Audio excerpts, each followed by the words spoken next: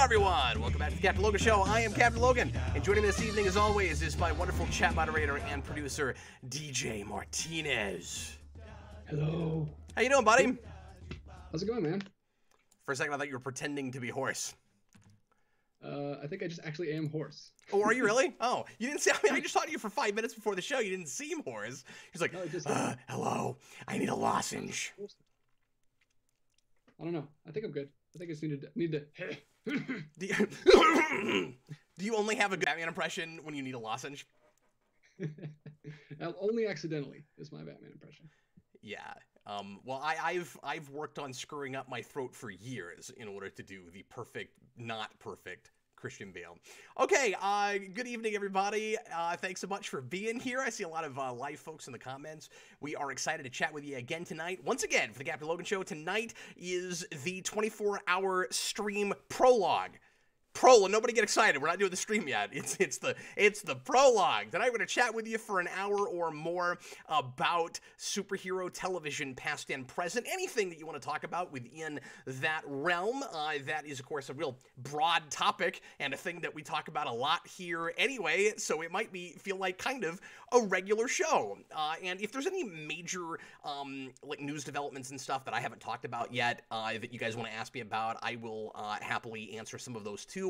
Probably more in Super Chats than pre-written. We'll probably stick to superhero TV in the pre-written questions. But that's what we're going to talk about tonight to kind of gear us all up and get excited about the weekend. If you don't know about this, starting at 10 o'clock Central Time, I'm so excited about it. Saturday morning, I'm going to stream for a full 24 hours straight. I mean, I'm going to take some little breaks here and there so that I can, like have sustenance and go to the bathroom occasionally, but it's going to be 24 hours of superhero television, and you guys have supplied a whole lot of suggestions for the content for that show, and a really cool spread of stuff. There's a lot of variety there, and past and present is the name of the game there. It's a bunch of recent stuff and older stuff, obscure things, really mainstream things, everything in between, but not a lot of really obvious picks as far as the episodes go. And DJ, I think maybe 60% of it I've never seen. Yeah, that was what I was most interested in, is hearing your thoughts on stuff that I've never heard you talk about before. Well, which is going to be kind of irritating because it's going to be like, okay, Cap, what do you think of this thing that you're seeing right now? And, I'm going to have to talk over things that I haven't seen yet, but it's going to be, kind of, dare I say, like a React video. But you're not doing a pre 24-hour just solo on your own, and then no, I'm not studying for this test. This is going to be a blind Scantron. I don't know any of the material. No, I know some of the material, and a lot of episodes from shows that I know, but episodes that I either don't know that well, don't remember, or just never got around to seeing. And so yeah, it's gonna be fun. I'm sure there's gonna be a little bit more dead air than normal on a thing like that. There's gonna be some just watching with you guys, and then occasionally saying stuff as we go along. So I mean, this one I absolutely suggest that you make sure that you're watching the actual shows while we're watching them. We're gonna have it's going to be a watch party more than anything. People have asked me, DJ, to leave it up. This is one of those few things that I would have considered maybe not keeping on the channel because it's so lengthy, and it's going to be a lot of me just kind of staring at a screen. Like not the whole thing. Obviously, there's going to be a lot of interacting with the audience and talking and stuff, but I don't even think it'll be as much interaction as Morphin Mania. Like things I've never seen before, I'm going to want to kind of pay attention to and just weigh in occasionally when I have things to say. And so anyway, but I'm thinking about still leaving it up because people have asked me to do that. Folks want to, after the fact, go through and get to do it with us, and there's going to be a bunch of guest stars. I should mention also on that show a whole bunch of old Geek Evolution alum popping in, and we've been putting together the schedule. And DJ, I have somebody for every hour almost, all the way up until like 4 in the morning. Wow. Which is really cool. I think the first hour I'm going to be by myself, and then after that, it's like, so I'm going to do a couple things in the beginning that nobody else is going to care about, and then after that, I'm going to have somebody with me almost the entire time, and anyway, it's going to be really cool. I'm so excited about it. I have got signal boosters set up now, and we should have a much better signal than we have the last couple weeks. We've had some weird technical difficulties. We seem to be in really good shape right now, so knock on glass desk, but hopefully we don't have any problem.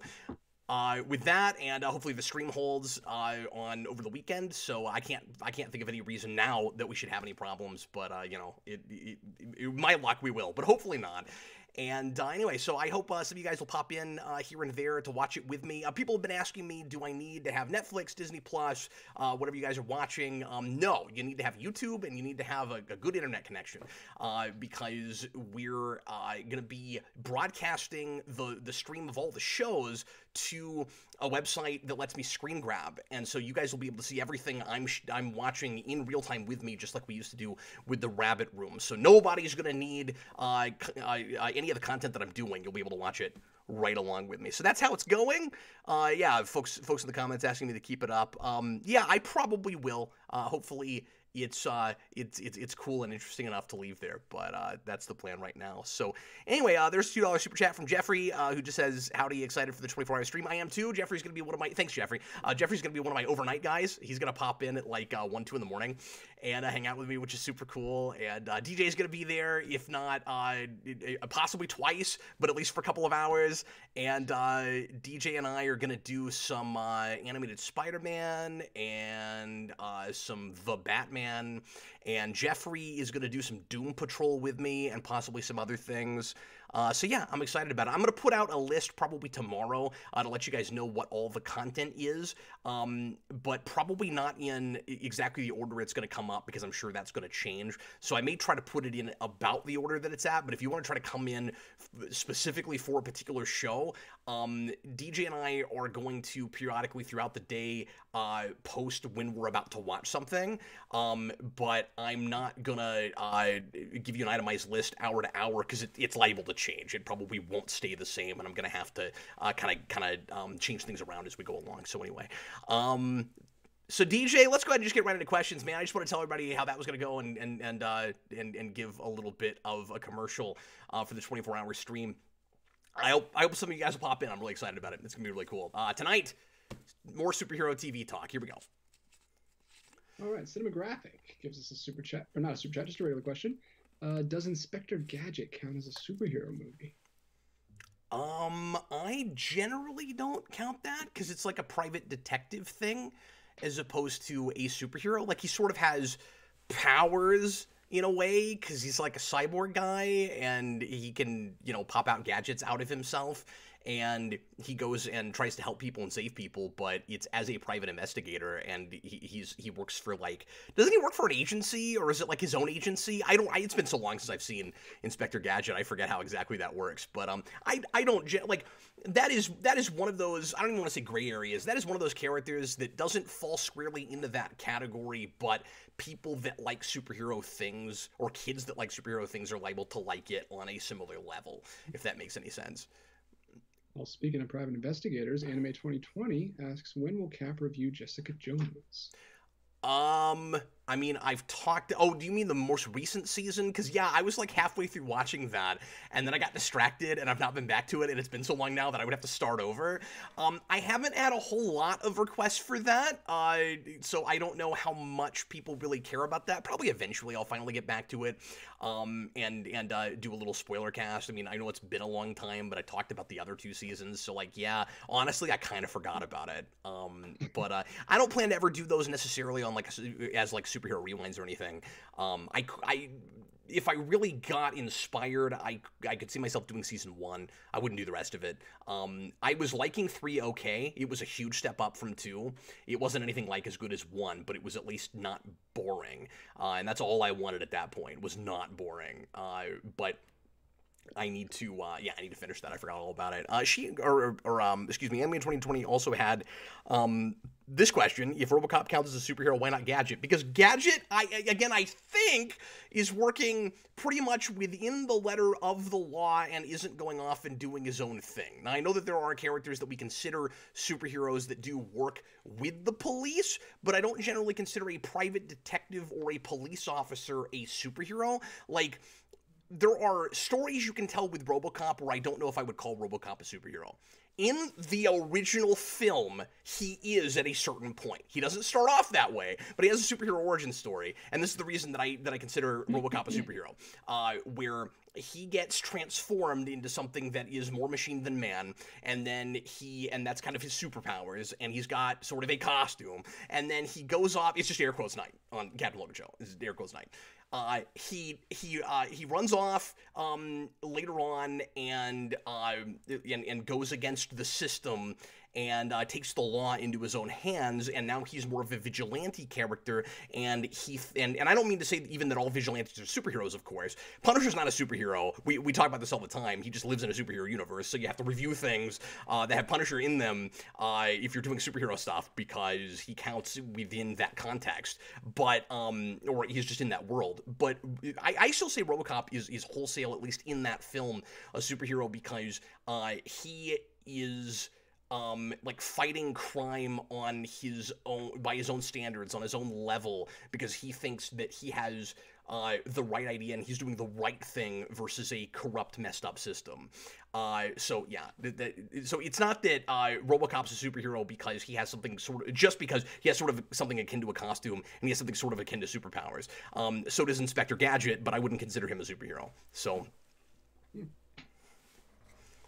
Speaking of things that are considered to be or not be superhero things, John Ty gives us a super chat. Yeah. Do you consider the Transformers shows to be a superhero show? Is that what we're doing tonight? Should I just change? Robots turn into cars or planes. Should I just change the topic tonight? Of like, is this a superhero? Yes or no? Is the superhero true false show? Transformers, I don't tend to consider superheroes, but I think you can tell stories in that universe again that like make them seem more like superheroes. It's kind of, it's almost more of like I'm sorry, what'd you say? The first Bay movie is pretty much a superhero movie. Yeah, that's true. I see the Transformers as almost like a rogue private military or something, you know, like they're the remnants of an old civilization, and they have kind of like their own self-imposed like, you know, code of ethics and their own self-imposed like just, you know, organization in group, and so like, but they don't go fight crime. They fight, but they do have a villain, I guess. It's sort of like, you know, there's this kind of evil military and a good military. Like, that's kind of how I've always seen Transformers. I really like this question. Are we doing more? Is this a superhero? Are we gonna break the mold finally? Yeah, this is a cool question. Kellen O'Rourke, what show or shows do you think deserves a revival? Of superhero things, or? I imagine he's talking about that. I mean, that's kind of the topic tonight, yeah. So let's just go that direction with it. And that's a great question. The first thing that comes to my mind is Gargoyles. Okay. First thing came to my mind was Spectacular Spider-Man. Oh, yes, of course. Yeah. That's a big one. Yeah, I'd love to get a season 3 of that. I would like to see Spawn come back in some form. Like, obviously, you'd probably never see a season 4 of the original HBO show, and McFarlane has had a pilot, or maybe even no, I think almost most of a season even in his back pocket for a reboot for almost 20 years now, and he was shopping around and never made it happen. Like, Mark Hamill had recorded dialogue for it and stuff, but I would want to see the original show come back, because it ended on a cliffhanger, and season 3 is really good, and it's the best Spawn material we ever had. So that's one of the big ones for me. My mind is going to animation, I think, partly because so much of the list for Saturday is animation. There is a lot of live action on it too, but we are going to do a lot of animated stuff, and so that's just kind of where my head's at right now. DJ, does anything spring to mind right away where we're like, and I guess it has to be something where it would make sense to come back. Like, back in the day, I wish Lois and Clark had kept going, but I wouldn't want to see that now. It wouldn't really make any sense, you know? Yeah, I wish the Incredible Hulk 70 show got like a proper revival instead of the movies. I mean, some of the movies were okay, but the Death movie was horrible. I heard that was really bad. Yeah, I've not reviewed that yet. It's really bad. But I like things about the Daredevil one. I like Daredevil. That should have gotten canceled. That's what I just keep thinking of. Like, Same here. These heroes see a third season of that would be great. I'm sorry. Oh, Earth's Mightiest Heroes. Yeah. Yep. Yeah, and then there's things that got revivals that shouldn't have, like Heroes. But but yeah, no, I'm mostly just thinking of things that I wish had kept going. You know, obviously I wish Birds of Prey had gotten a season 2, but it would be weird to go back and do that now. Although if they weirdly decided to do, and that wouldn't happen now, especially because we have a movie coming out tomorrow, or I guess sort of tonight, but I'm gonna go see it tomorrow. With that title, that would never happen now, probably. But if they announced, like, you know, a wrap up movie like Serenity or something, I would be like over the moon. You know, like 20 years later, here's what they're doing. Because we got Helena for like 6 seconds in Crisis, and I don't know. I would be on board with that, but yeah.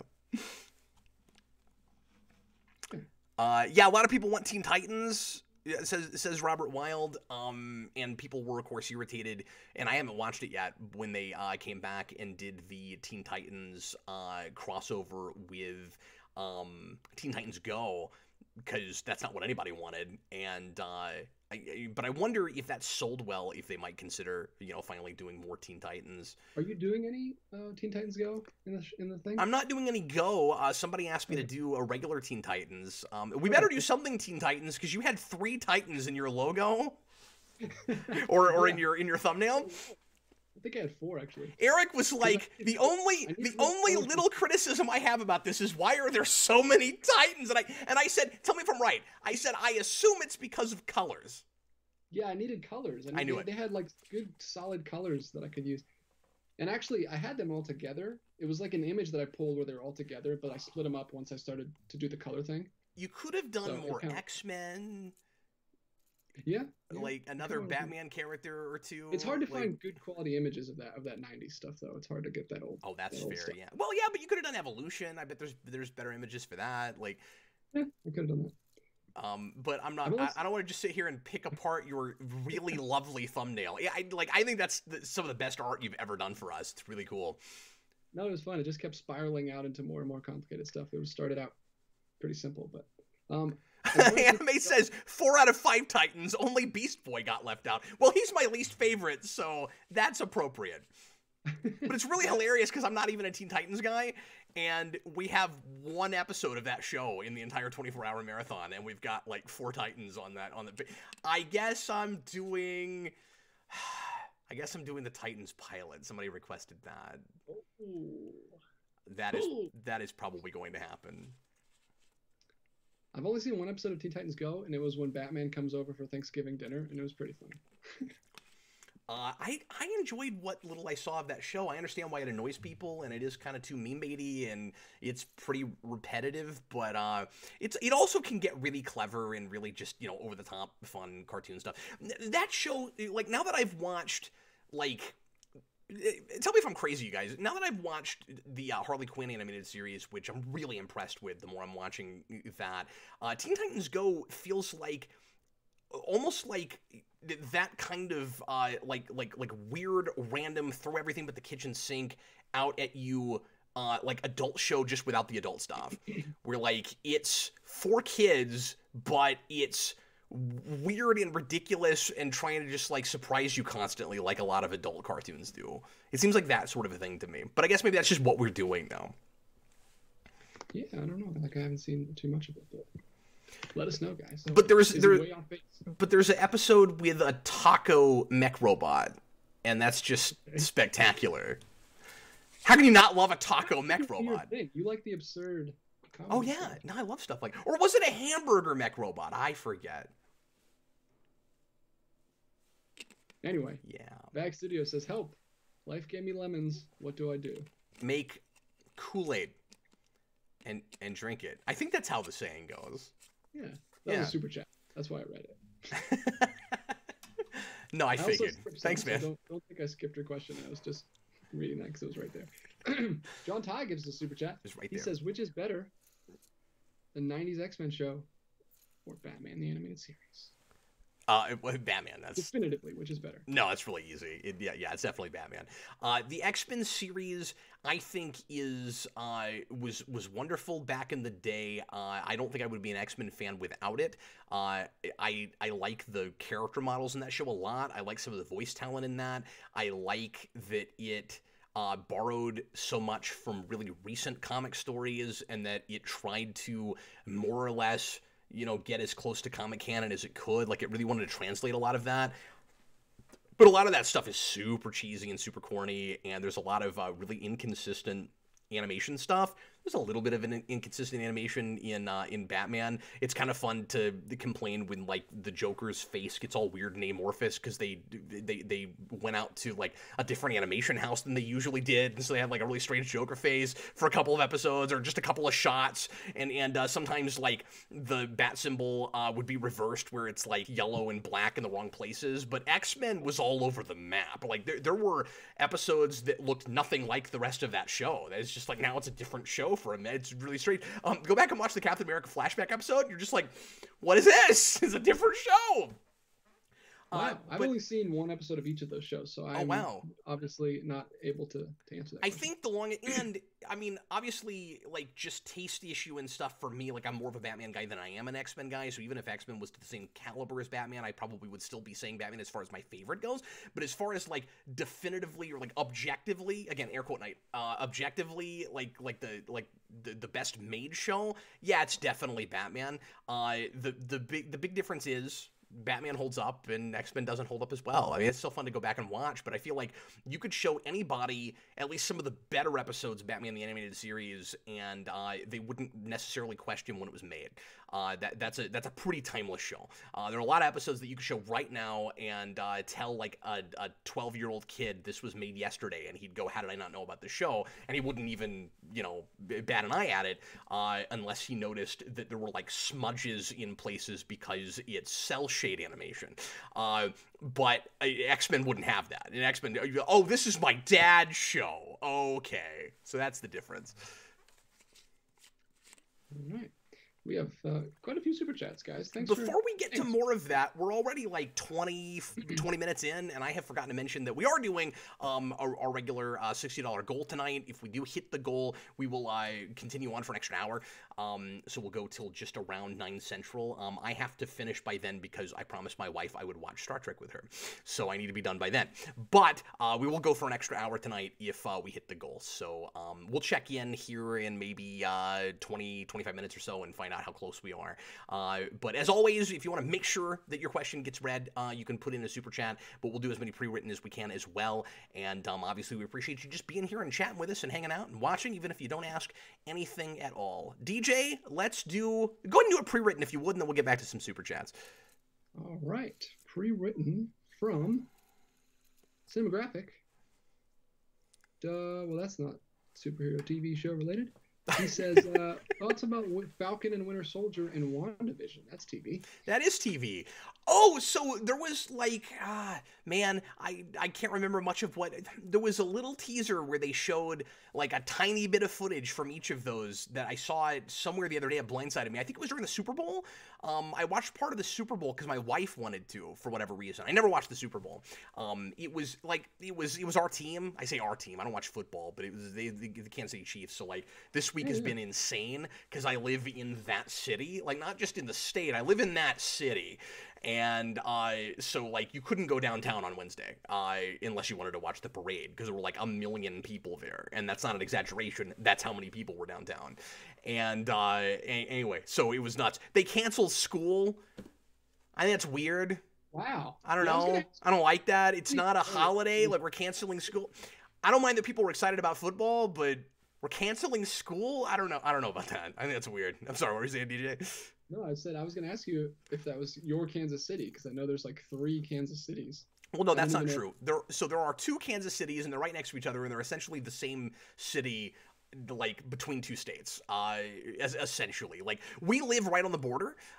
So I live technically in a town called Lenexa, although I'm right on the border between Lenexa. This is not interesting to anybody. I'm right on the border between Lenexa and a town called Shawnee Mission.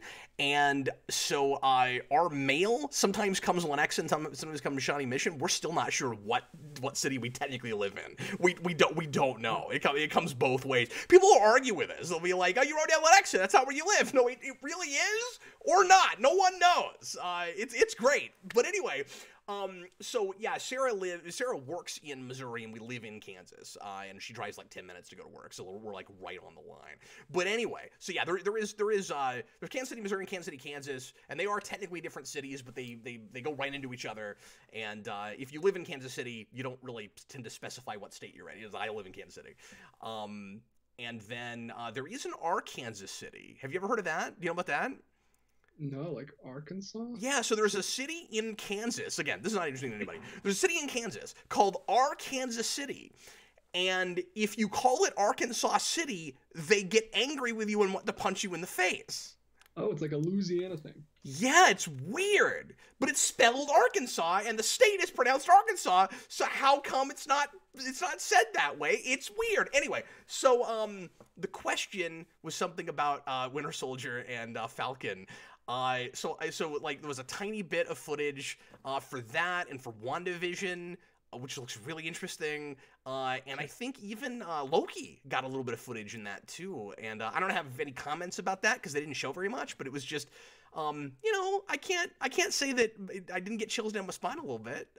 Getting to finally see, Falcon on screen again, and with that show coming, I'm so excited about it. I don't have anything of substance to say. I'm just stoked.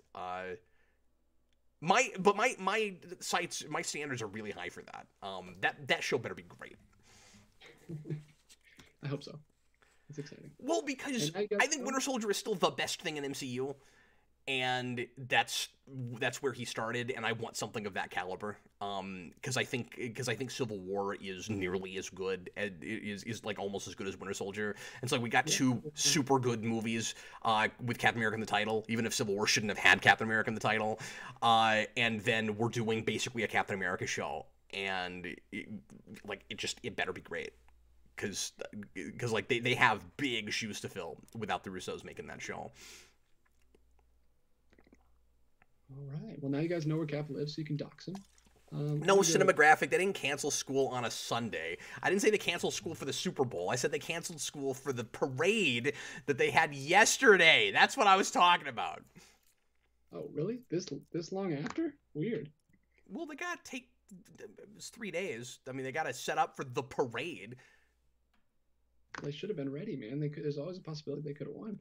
Yeah, can you imagine the money that you have to spend and then you didn't win? Like, and then both towns would have to do that? Because this is the thing I didn't know. At first, I'm less annoyed about it than I was. Because at first I was like, that is so freaking stupid. And then I found out that it's tradition, and apparently every city whose team wins does that around the country. I didn't know that.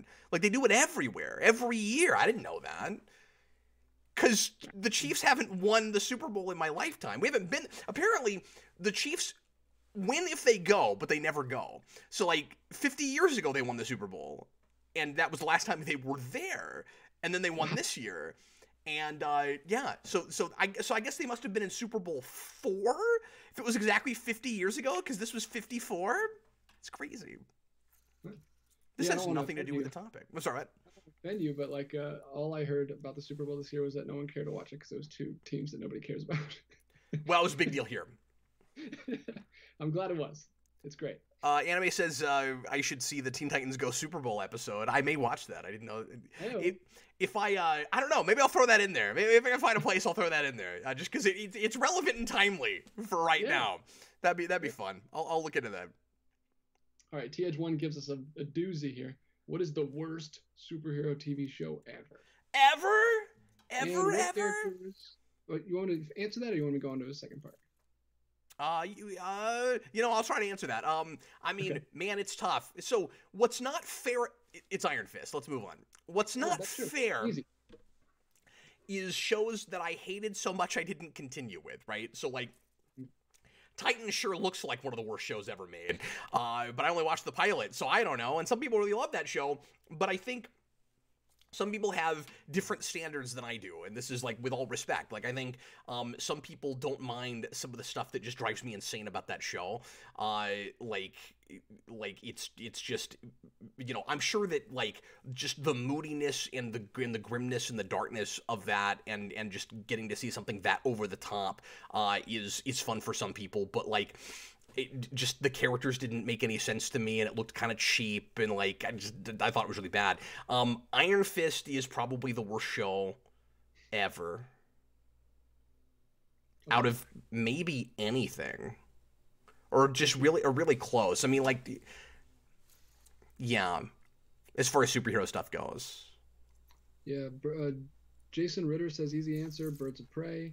Cinematographics says Legends of Tomorrow. But I like Birds of Prey. Leave me alone. No, I mean, it doesn't hold up as well as I thought it did. Eric and I went back and did the pilot at one point a couple years ago, and we were like, oh, this is disappointing. Because it's still a thing I like a lot. I've got nostalgia for it, certainly. But let me think.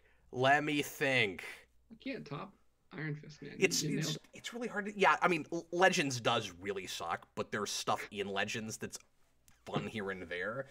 I'm looking at my wall of shows and seeing if I have really bad shows. Yeah, why do you... Hopefully you don't own them. Well, I got to buy them all. Because superhero TV and movies for me is like Pokemon. You gotta cash them all.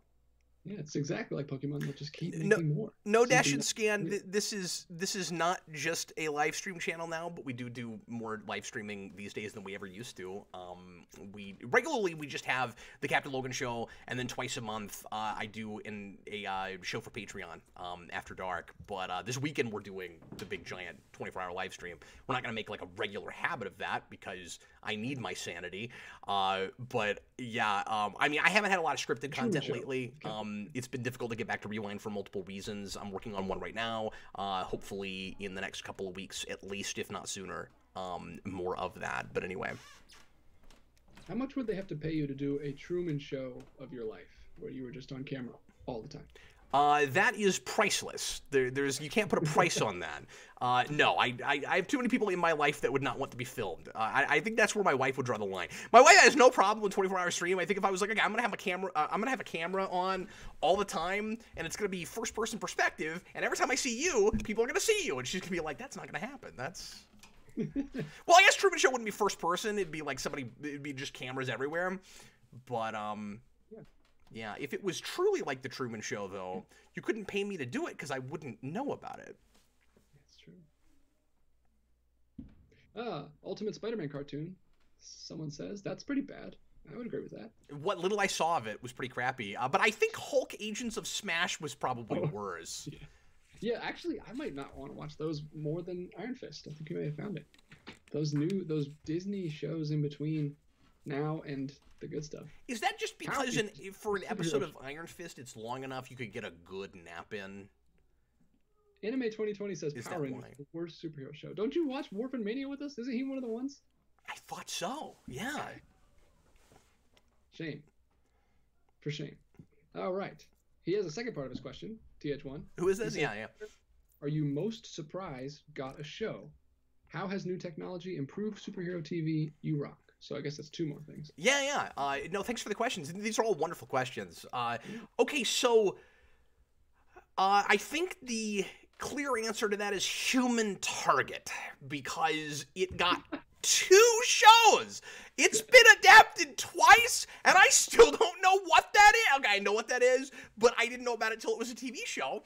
It just kept getting adapted. And in Human Target, the character has been adapted now to television 3 times because he shows up in Arrow. And not the one from the previous show that had just gotten canceled. They didn't do the Constantine thing. They made up a new Human Target. I'm pretty sure that happened. But yeah, that was the biggest shock to me. More recently, there are things that earlier in my life I would never have expected to see adapted, but the superhero is such a fad now that things shouldn't surprise me. So like, wow, really, Cloak and Dagger got a show for teenagers on Freeform? That's crazy, but then is it though? So like there's things that I never would have expected to see, but at this point, I don't think Inhumans got an IMAX released theatrical. Yeah, that's insane. But it was it was crazy when that got announced as a movie, but then when Guardians came out and everybody loved it, it was not as weird. Where it's like, okay, they're just looking for things people haven't heard of that they can try to create new big properties out of. That makes sense. And after all, Iron Man was a name that people knew before Iron Man came out, but a lot of people weren't Iron Man fans. And so it makes a lot of sense that Marvel's mentality was create new IPs, not what is already popular. Because the first thing that got huge for them was something that for a lot of people was like a new property. So I shouldn't be surprised by anything that comes out of Marvel, regardless of what studio does it. But I still sometimes will be like, wow, really? Like, I said on a video 10 years ago, like, Squirrel Girl will be the last thing that that's getting a TV show, or she's going to be in a TV show. Like, nothing's crazy anymore. I mean, I was shocked and dismayed that I got what I always wanted, a Krypton show, and then it was what it is. There it is, with arm's reach. DJ, I started watching the second season. I'm like 3 episodes in. It's still insane. It's got Lobo. Lobo has an Irish accent. Oh. I don't know why that is. He's committed, though. That actor's trying his heart out. Like, but it just feels anachronistic and doesn't really fit. But that's that show.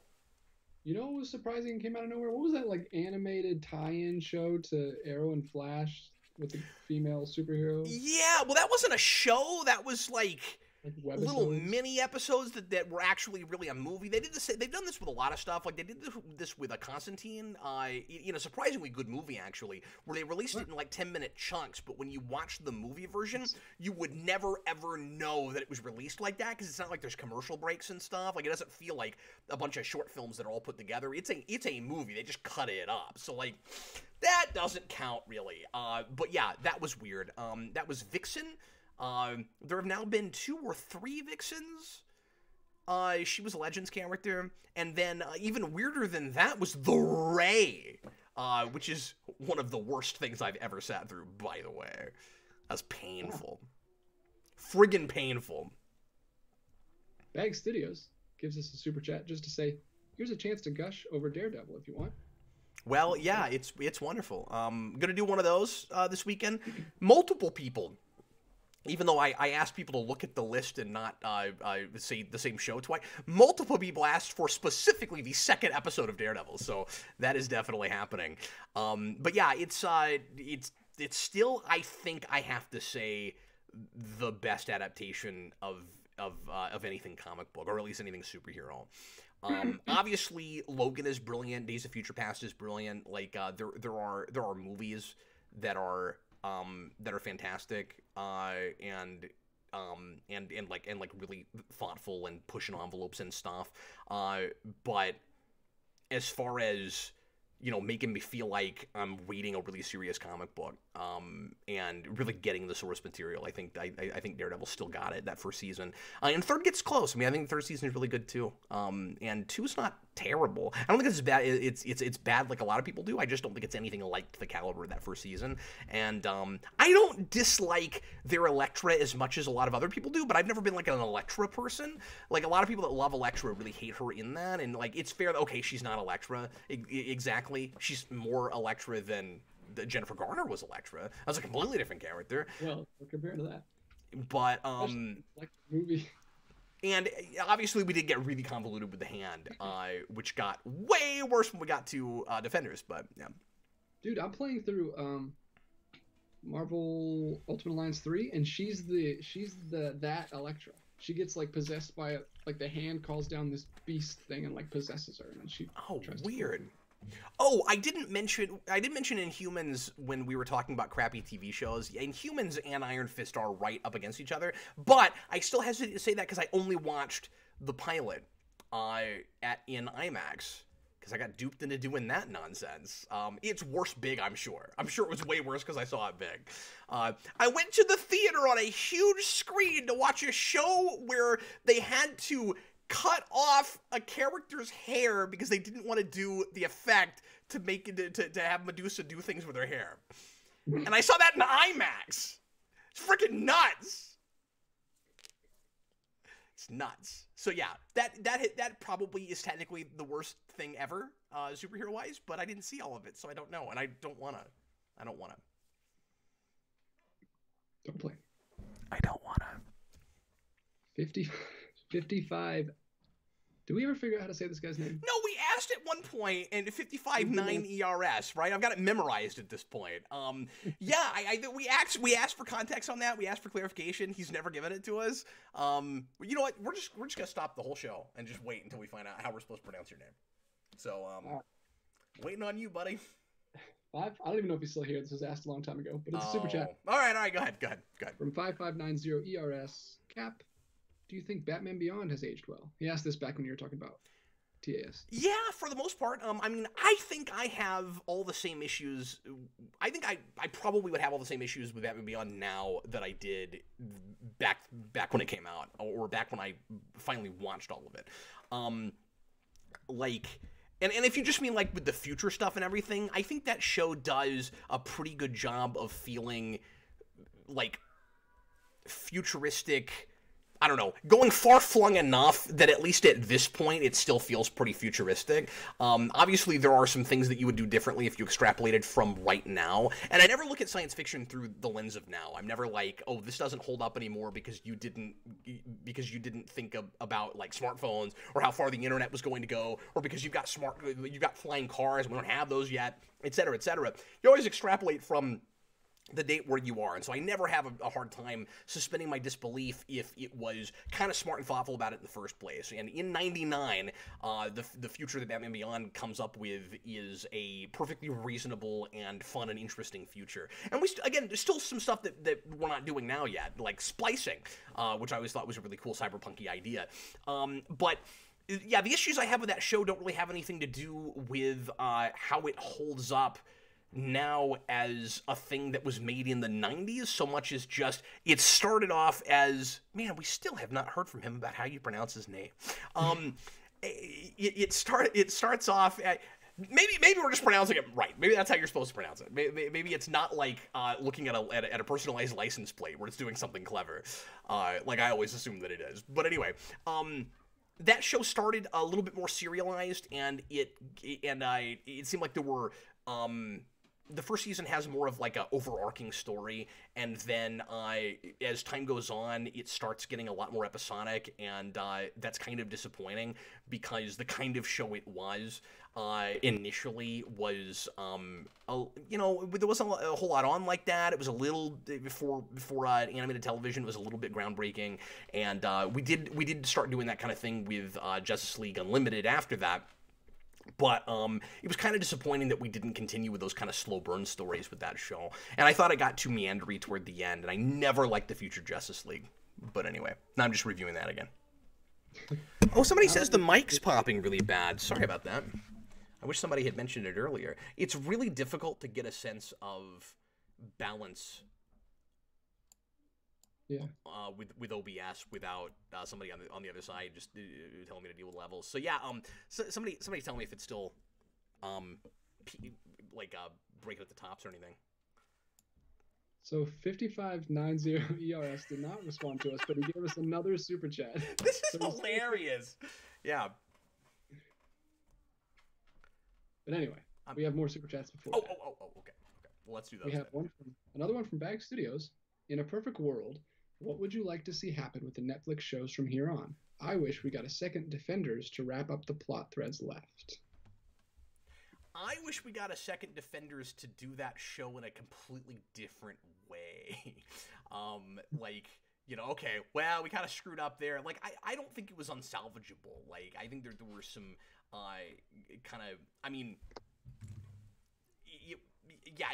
it wasn't handled well.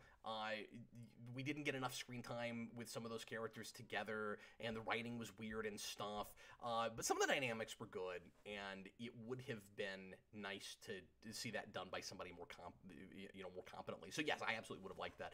If that had continued going, the big thing I always wanted was to see Moon Knight brought into that world. I know we're doing a Moon Knight show now on Disney Plus, but I really wanted him there because he fit really well there.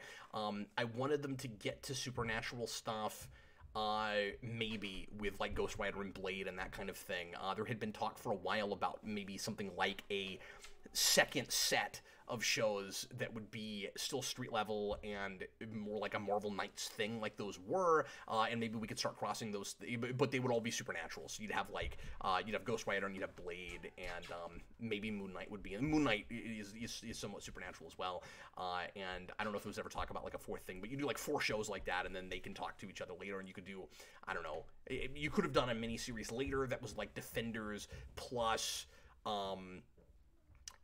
what is the name of that like dark Marvel team? I can't think of it. Night Stalkers. You do something like Night Stalkers. Dude, isn't there like a Spider-Man guy with a green face on that team?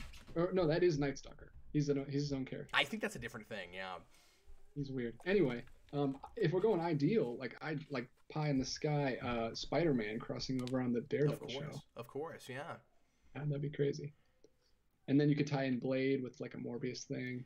And the thing, I know you're just talking about like moving forward, but the thing I always wanted was just those shows to be miniseries in the first place. Like none of the continuing seasons save Daredevil needed to be made.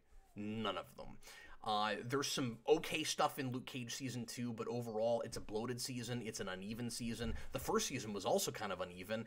I wish that the first season of Luke Cage had only been 5 or 6 episodes and didn't have all that back stuff with the second bad guy of that show, because the Cottonmouth stuff is great. I think the first like 6 episodes of that show was a masterpiece, and then after that it turns into like a second season that is a shadow of its former self, and it's not terrible, but it's not the same show anymore. It's weird. But I wish they had just left them as miniseries in the first place, and they hadn't felt the need to go, okay, it's a TV show, so we have to keep making more seasons. Or even just make it an anthology thing where we just have one show, and it's Daredevil this season, and the next season we do Jessica Jones, next season we do this other thing, and then if they get inspired to do another follow-up later, they could do that. But then it's not as weird where you have to like pad it out as much and stuff. Like, especially if they felt like they always had to go with the 13-episode model, where you just do a story that makes sense for 13 episodes with whatever characters you decide to bring in next, and then you're always kind of keeping yourself guessing. Like, I wonder who's going to show up next and what characters we've seen before will pop back in. Well, when everybody has their own TV show, now if Luke Cage shows up, okay, it's like a cameo from this guy who's got his own show, as opposed to we could have just done Luke Cage and Iron Fist and let that be a season. And that's also the thing I always wanted, was just the Luke Cage and Iron Fist as its own miniseries. Yeah, because I heard he was in an episode of season 2 he was actually good. And it's awesome. Yeah, it's the best episode of that show. It's really good. No, that's exactly what they should have done. They should have just had a Marvel Knights show, and it's just like the MCU is one thing, but it has like different movies of different characters, and the Marvel Knights is one thing, but it has different. Yeah, because we always talk about the MCU as like Marvel is like a Marvel TV show on the big screen. Yeah, that'd be really cool. Why didn't they think? Because of greed, DJ. No, I mean, there was certainly enough interest that it made sense to do multiple shows a year. Obviously the ratings were that good. I'm not gonna begrudge them doing a Daredevil show and then doing a Jessica Jones show and Luke Cage. Like, yeah, I don't remember if that was in the same year. I forget, but like, I'm not gonna begrudge them that. But don't immediately go, oh, well, it was popular, so we have to make more seasons. Like, they stretched themselves too thin, and they didn't have. They just weren't inspired enough. They didn't have ideas, and it became the exact same problem that the CW shows had, where they kind of fell into a formula. They lost, they kind of lost themselves in it, and it became about getting something up rather than telling a good story. And they kind of blew a lot of the big ideas and a lot of the big characters and stuff right away. Arrow had that problem. Where Arrow and Flash, etc., had that problem worse, where it's like, here's all the stuff we can think of for Green Arrow. We'll put it all in the first season, and then after that, it's like, what do we do now? Well, put it all in the first season and a half, because that second season is also the first half a 9 masterpiece. Oh, right. You didn't have to give us a super chat for it. We were watching. We were gonna find it. So I guess it's just numbers and letters. It is. Mm-hmm. We nailed it. Look at us. Yeah. I feel really proud of myself. Okay, well, Mystery solved. I wish they were all that easy. DJ, we are 49 possible minutes. Answer. The only possible. We are 49 minutes into the show. Would you tally things up and let me know where we're at goal-wise? I will get you rolling on this question. I have things mostly tallied, but I have a few more. But Yeah, I'm going to get you rolling man. on this. What are y'all's thoughts on Power Rangers Time Force? Who is this? Lightning City. Lightning City! It's time to talk about Power Rangers Time Force. I love what I've seen of that show. I've not watched enough of it, and I've not watched enough of it to really talk about it. But it's a neat premise. Right away, we kill off a ranger, and I realize he kind of comes back later. But like if memory serves, like the same actor gets to play his brother in an earlier time frame. So like we kill off that character, then we go back in time, and then we're dealing with his brother and stuff. But it was way more involved, of course, than your average Power Rangers show, and it was one of the first shows that made people go, oh, Power Rangers can be like, it can have a little bit more dimension and be taken a little bit more seriously. It still had the cheese factor, of course, that those shows always did, and it was still certainly a show for kids, but the stakes were higher, and it felt like there were more, real consequences in that show, and the characters had, pretty cool personalities and were a little bit more layered than they sometimes were, and it was a good villain, but I need to watch more of that show. Yeah, I haven't seen any of it. Well, we'll get there eventually, buddy. Island. Oh yeah, we'll watch all of it and give you our immediate reactions. Because that's what DJ and I do together. We watch Power Rangers, and we make live reaction videos about them. Orphan Media, check it out. Subscribe. Quick plug. I've been uploading those. Every day, and we're on like episode 28, 29, so we're about to finish season 1. Sweet. We will be back to making new episodes of that later on in the year. We have about 100 subscribers on that channel right now. If you like Power Rangers, go check it out. We are going to watch and talk about every single episode. And when we get back to it, it's not going to be daily like it is right now because we're just reposting all the old shows. And we didn't want to get them all up in one big quick burst and flood the inboxes of the subscribers there, but we want to get them up in a hurry. So once that's all done, we're shooting for once or twice a week is the plan right now. Yeah, that'd be awesome when we get back to it. And I mean, once I get through season 2, it'll be all new stuff that we never posted to the channel the first time. So there's a lot of new content you guys haven't even seen if you're not patrons, because we did get it all on Patreon. Oh, okay. I think, or we got most of it on Patreon, But yeah, so DJ, what I'm thinking is we should shoot, like when we shoot that, we used to shoot like 3 shows together, but we should shoot like 2 shows and then in 1 week and then just post them, like just do 2 in a week. Is kind of what I'm thinking right now. Yeah, sounds good. A little behind the scenes. Azim gives us a $5 super chat. I'm nearly broke. Thanks, man. But you guys are worth it. Do you agree? Oh man, you didn't have to do that. The TNG films bastardized Captain Picard. Well, yes, indisputably that's what happened. Yeah, absolutely. And you basically just have to ignore action movie Picard if you're gonna make more stories with Picard. The first episode of the new Picard show absolutely does that. He does not feel like action movie Picard. Verdict is out after that. He becomes kind of an amorphous blob of a character in the second episode, and is very buried. I haven't watched 3 yet. I'm suddenly kind of down on it. I was really disappointed with that second episode. But hopefully it works out. Hopefully it turns around. But I can't take it seriously all of a sudden. It sucks. I've got a real Jekyll and Hyde thing with that right now. I thought that pilot was fine. I mean, I got issues with it, but it felt like Star Trek, and that second episode doesn't, and it's just Discovery all over again. Maybe one of the better episodes of Discovery, but it still feels like Discovery. Anyway, but that's not what you asked about. Yeah, we have 2 different Picards. I was saying this year's even before Plinkett made almost the exact same case I've always made, which is you have TV show Picard, you have action movie Picard, and TV show Picard is a and I'm not tooting my own horn by saying that. I'm just saying that, like, I ran a Star Trek club for years, and I used to talk about this all the time. And it was weird when I was watching Plinkett to hear him say the same thing I had been saying for years. He is like this really thoughtful he's this really thoughtful guy who is all about his personal code of ethics, and he always tries to do the right thing.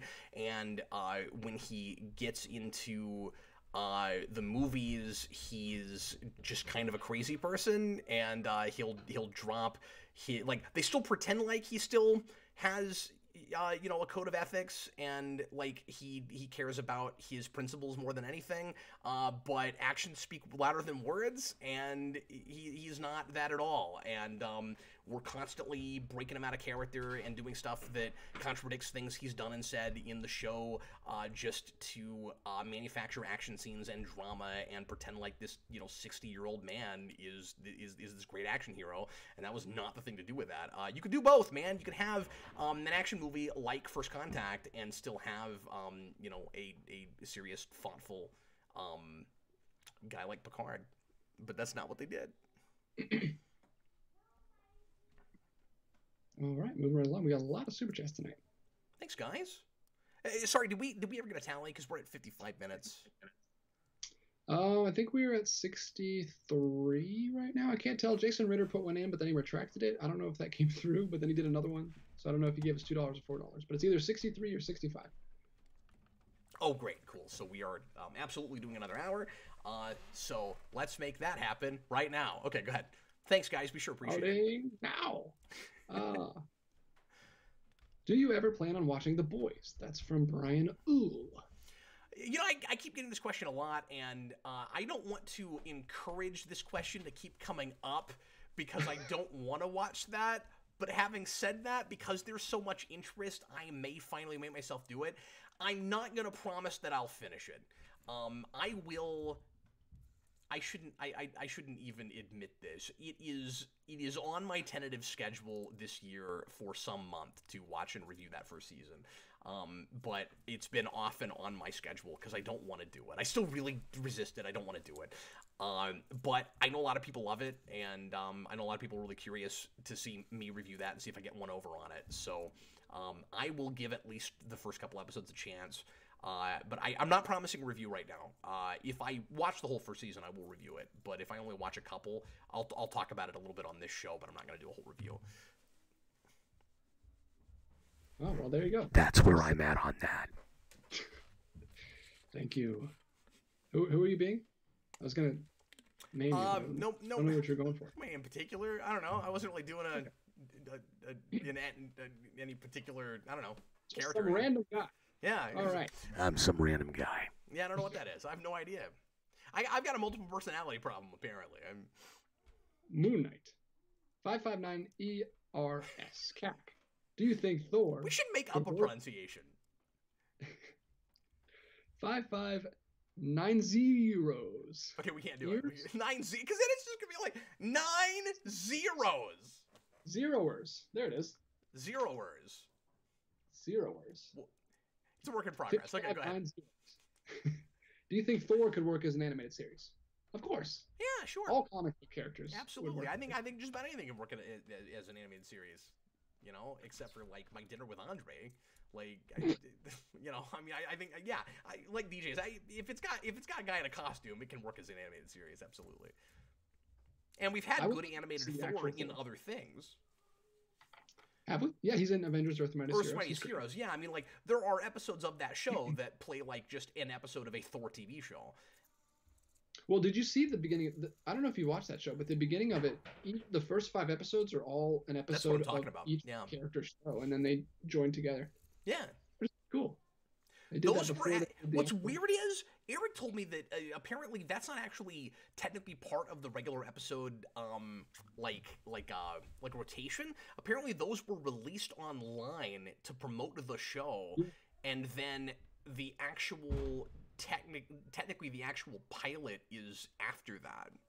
Yeah, well, they aired the one where they all come together as the pilot, where Gravitron breaks everybody out of the prison. I haven't seen that in forever. I watched most of the first season, but I don't remember anything about it now. Hardly. Same. I've only seen the first season too. I know the Guardians pop up before the Guardians are a big thing. All right. TH1. What is the best and worst, not real, superhero TV show? Example, Turbo Man. Well, you've already nailed it. That's it. You Yeah. can't top that. Barnacle Boy. That's his other example. What are you going to do to stay up 24 hours in this is this a test run for 24/365? So, I'll answer the last question first. I'm never doing that. I'm never doing 24 a year. That was a joke. It was a fun joke. I would consider doing the whole 24 and 24 hours thing again, if anybody cared about that show at this point. But there wouldn't be a lot of interest. My wife made me watch the first episode. Yeah, she told me that. Oh, she did? Oh. Yeah, did you do that before or after I was there? It was after. I think she told... She either told me she was going to, or she told me over text. I can't remember now, but I feel like I knew that. Yeah. It was interesting. It was very 90s. Or early... It's not even a 90s show. Yeah, 2001. So some lingering 90s on it. The pilot is not enough to get you hooked on that show, because you gotta live in the crazy format for a while. You know, you gotta get 3 or 4 hours into this is in real time. Yeah, it was really not what I expected. Like everything you show me, I just had the same reaction because it's built up this huge like lore around it. Like everyone's like, oh, Jack Bauer. Like I expected like this huge like this big like macho man who's like just taking care of everything, and he's like this family guy with like just like a normal body. Well, like, initially, sometimes with a gun. But you got to keep in mind that first season is sort of like an origin kind of thing, you know, like. Oh, so it's like Die Hard. Yeah, kind of. By the end of it, he's like jumping off buildings and riding motorcycles into helicopters. He does some crazy stuff. There are definitely helicopters in that show. I'll say that. Okay, interesting. Anyway, the first part of his question. Yeah. Best and worst real or not real superheroes. I just want to talk about 24 some more, but it's not about superheroes. So yeah, that's a cool question. I don't know if off the top of my head I can come up with 2 examples of like a good one and a bad one. I don't know if I can come up with an example of like a really cool one. I guess I like Radioactive Man and The Simpsons. That's one I like a lot. It's turbo time. And then one that I guess is like middle of the road because we don't know enough about him, and he's and it's such a like intentionally like ripped off of Superman kind of character that I don't know that I can even like say much about it. But there's the one from Smallville, the Warrior Angel that has like the same like background and everything from Superman, while Clark Kent is not Superman yet, pretty much. Where he's got like a villain like Lex Luthor that like they were friends and then they turn enemies, and it's supposed to be like prophetic for what happens to them. And of course, there's a comic book that does that. It's like intentionally derivative, but yeah, I don't know. Other ones aren't coming to mind, but there's a couple. Yeah, it's a hard question. I feel like that's more of a trivia question. Like, name some fake superheroes. Yeah, we'll think about it. We'll get back to you. Turbo discs, anyone? Can I just quote Turbo Man the rest of the show? If you want to get ejected early. Oh, good to know if I ever have to run. Okay. I don't want to be here anymore. I mean, you could just leave. That's kind of elaborate. It's kind of unnecessarily elaborate. All right, we got one from John Ty. Hi, John Ty. In 2018, you and Eric reviewed the first 3 episodes of Kamen Rider Gaim. Oh, we did. We did do Gaim, yeah. Did you still continue to watch it? No, I need to go back to that. So DJ Gaim, you would love Gaim. Gaim is well, Kamen Rider is like Power Rangers. I mean, it's another tokusatsu, and it's because there's not an American version and you're just watching the Japanese one, of course, there's immediately a little bit more going on and a little bit more dimension to the characters and a lot more creativity than the ones we make. But they have, like Power Rangers, different themes almost every season, and besides motorcycles, because Kamen Rider's all about motorcycles, but they go crazy. Like, it's not just animals and stuff, like Power Rangers often is, or even just like, let's go to other genres. Like, that season is about video games and fruit, and all the Kamen Riders have fruit themes, and there's a pineapple guy, and he's awesome, and it's amazing. Yeah, you need to watch Gaim. It's really cool. Wow. It's insane. We should consider doing a couple of Kamen Rider episodes over on the Morphomania channel, because we were going to do some other things there anyway, and I think we can extend it to occasionally other tokusatsus and not just Power Rangers. If you wanna. People are quoting Turbo Man in the comments, and it makes me happy. Of course they are. You can always count on me. I've seen that movie twice. I don't remember any of that. Ah, gold. Cinema gold. I gotta watch that with Eric sometime. We should do that for Christmas. He has a guy he already watches that with at every Christmas. It's like a ritual. That's awesome. Yeah, but I could probably convince him to do a commentary with you on it. Yeah, just in like July, just randomly. Yeah, it'll be Christmas in July. Thoughts? I guess that's not random enough. It should be like April. Thoughts on the new Batman movie using the Noel suit? I personally love the idea. That's Brian Ooh. I keep hearing that. I haven't seen. I don't know if there's any art for that or not. There was some like preliminary artwork for what the suit would look like, and it didn't look like the Noel suit. So I'm not sure where that came from and what that's about. But if it is that, that's cool. It's a great suit. That makes me wonder if he's not going to have multiple suits in that movie. He should. He's Batman. Yeah, I agree. But Noel's a great suit. And it would be cool to see part of that movie take place at Christmas time. I guess the Batman Robin switch suits halfway through the movie, so there's precedent. There's precedent. Put on his ice suit. Completely different kind of movie. Yeah. Well, no, Batman and Robin did it. No, Batman Forever did it too, because every major thing Batman and Robin does, Batman Forever already did, because it's just the formula of that all over again. This is the thing people don't talk about nearly enough. Like, it is exactly that movie again, but terrible. It's like Home Alone 2. It's a lot like Home Alone 2. No, that's right. Yeah, because like there are like clear correlations where like Poison Ivy is the Riddler. Like, obviously. The only thing they did differently is they switched which of the archetype is a villain that has been around for a while. Yeah, actually, Pigeon that's not Lady entirely true. No, that's not entirely true either. No, that's the same too. Now that I'm thinking about it. Anyway. There is no difference, Cap. Don't try to find them. It's like that episode of The Office where Pam has to get Creed something to do, so she gives him 2 photos and says there's 7 photos. There's 7 differences between these photos, and corporate needs you to find them, and they're the exact same photo. That's funny. Anyway, 5590. He keeps giving questions just to make me stumble over his name.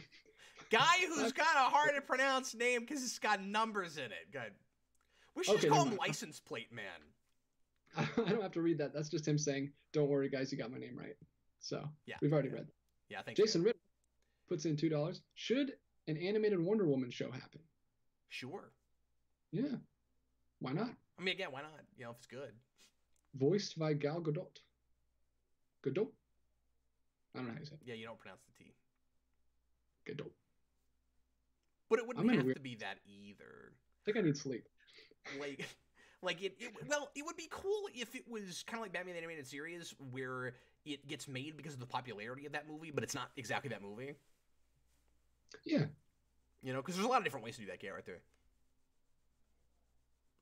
Robert Wild, $5 super chat. Cap, do you think we will ever get to see TV pilots for canceled Marvel shows like Most Wanted or New Warriors?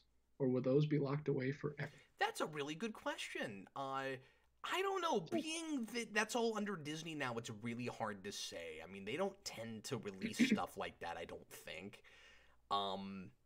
I don't want to say, you know, like, never say never. I guess because they're putting all kinds of weird, obscure stuff on Disney Plus. Now that they have Disney Plus, I could see them maybe doing that, where there's like, here's this pilot for a show that never came out.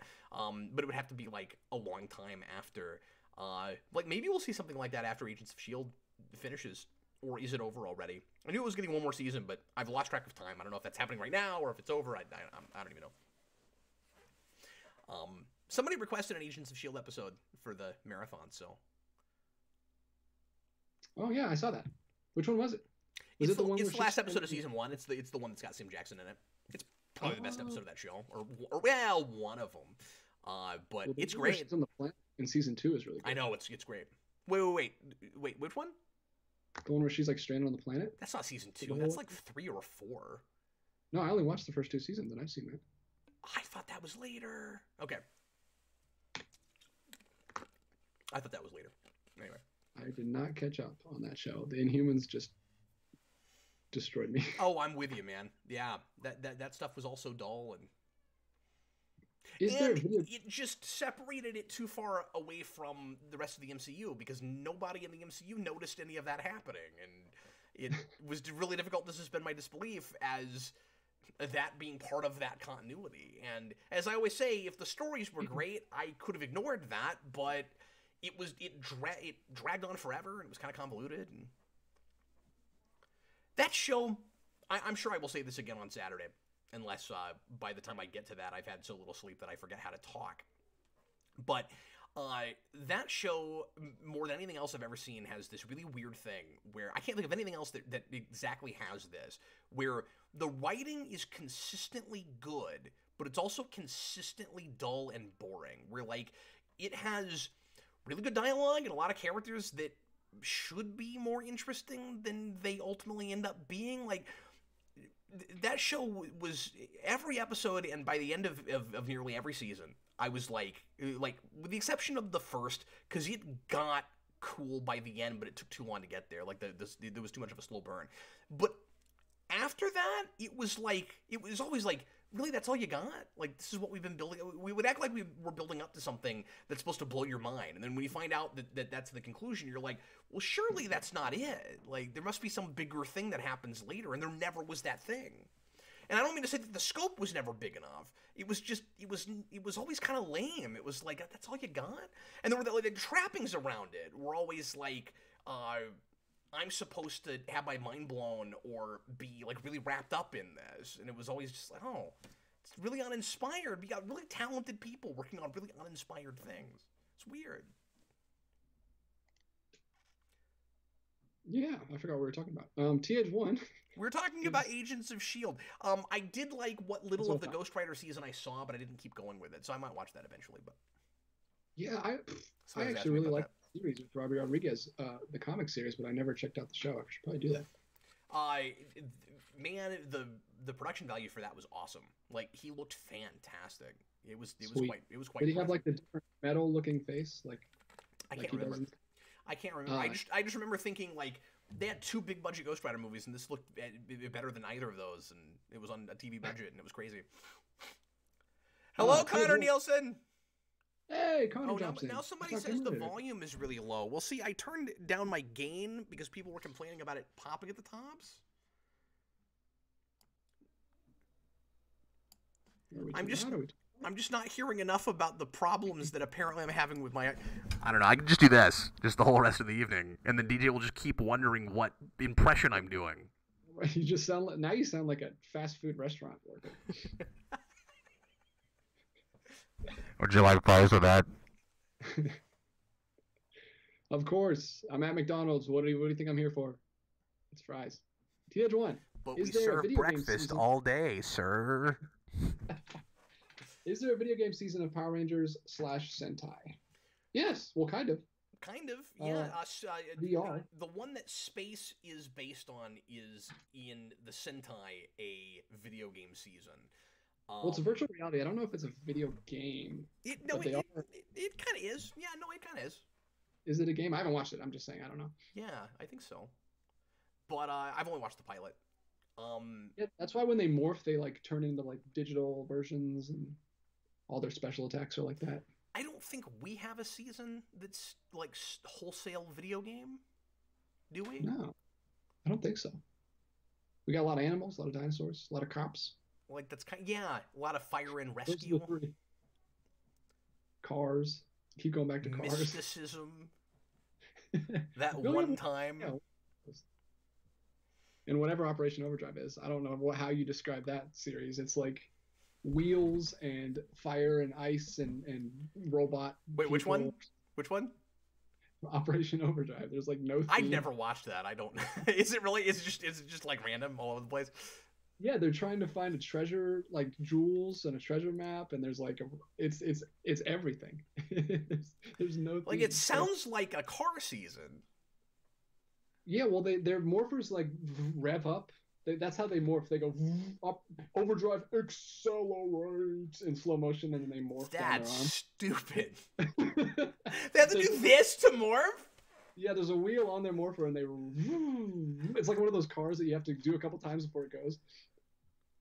Okay, I want a car season where it's a gear shift, where you're like, where like you do a close up on their foot, they gotta push down like a clutch, and then they go, and then.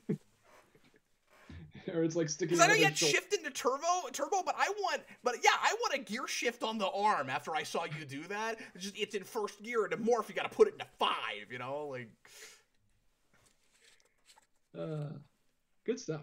I think that's all the super chats. So see, that's what I thought. Simmons was trapped in season 3, says Devontae Brown, and that was the Planet episode. That was after all the Inhuman stuff. It wasn't 2.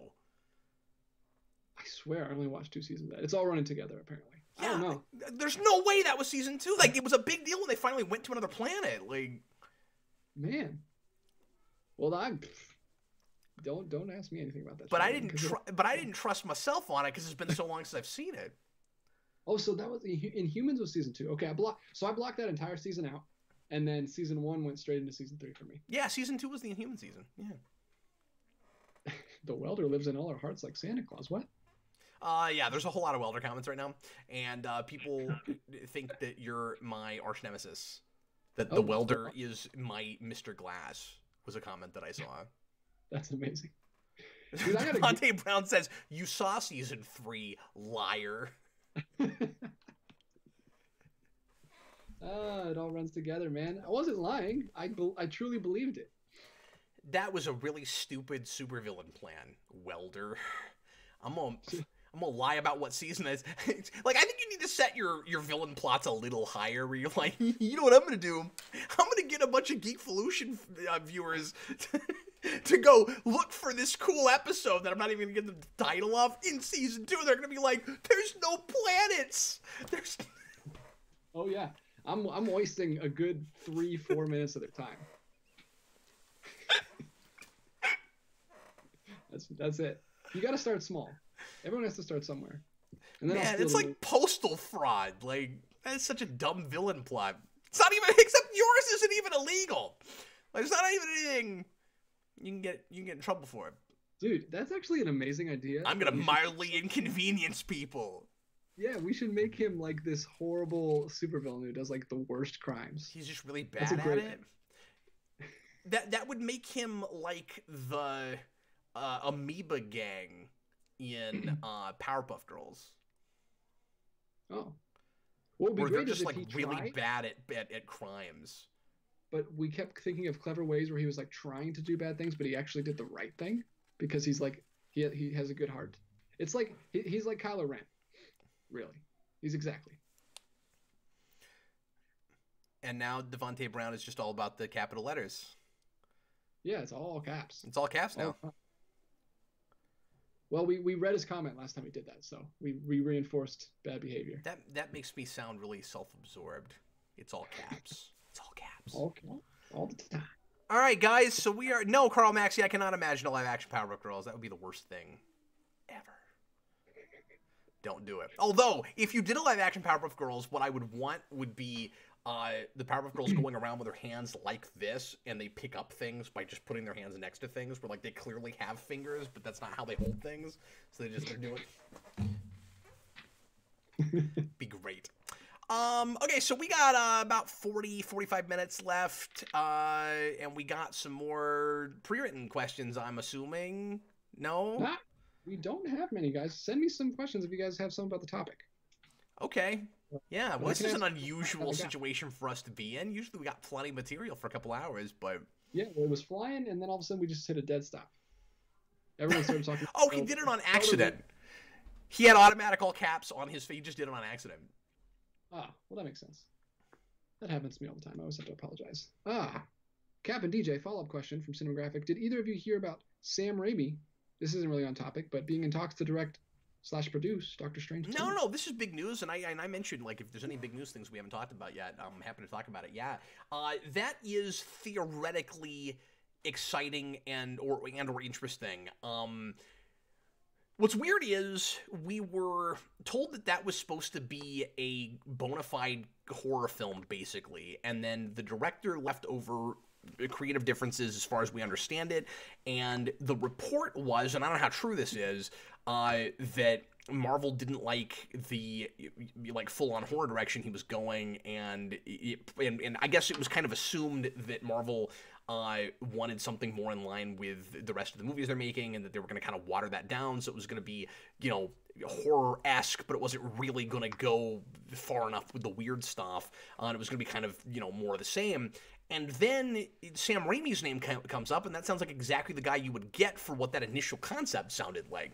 So a lot of fans suddenly are going, oh, I'm more excited than I was before. It's Sam Raimi, and I think we should all be cautiously optimistic. I think that is potentially cool, and I think if Sam Raimi is allowed to do his thing, he's the perfect guy for that project.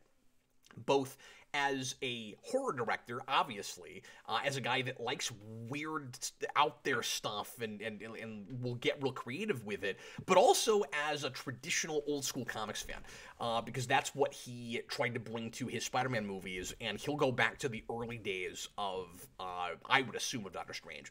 I bet if Sam Raimi has any experience with Doctor Strange, it's Kirby, and it's the early stuff, and that's what he'll go back to.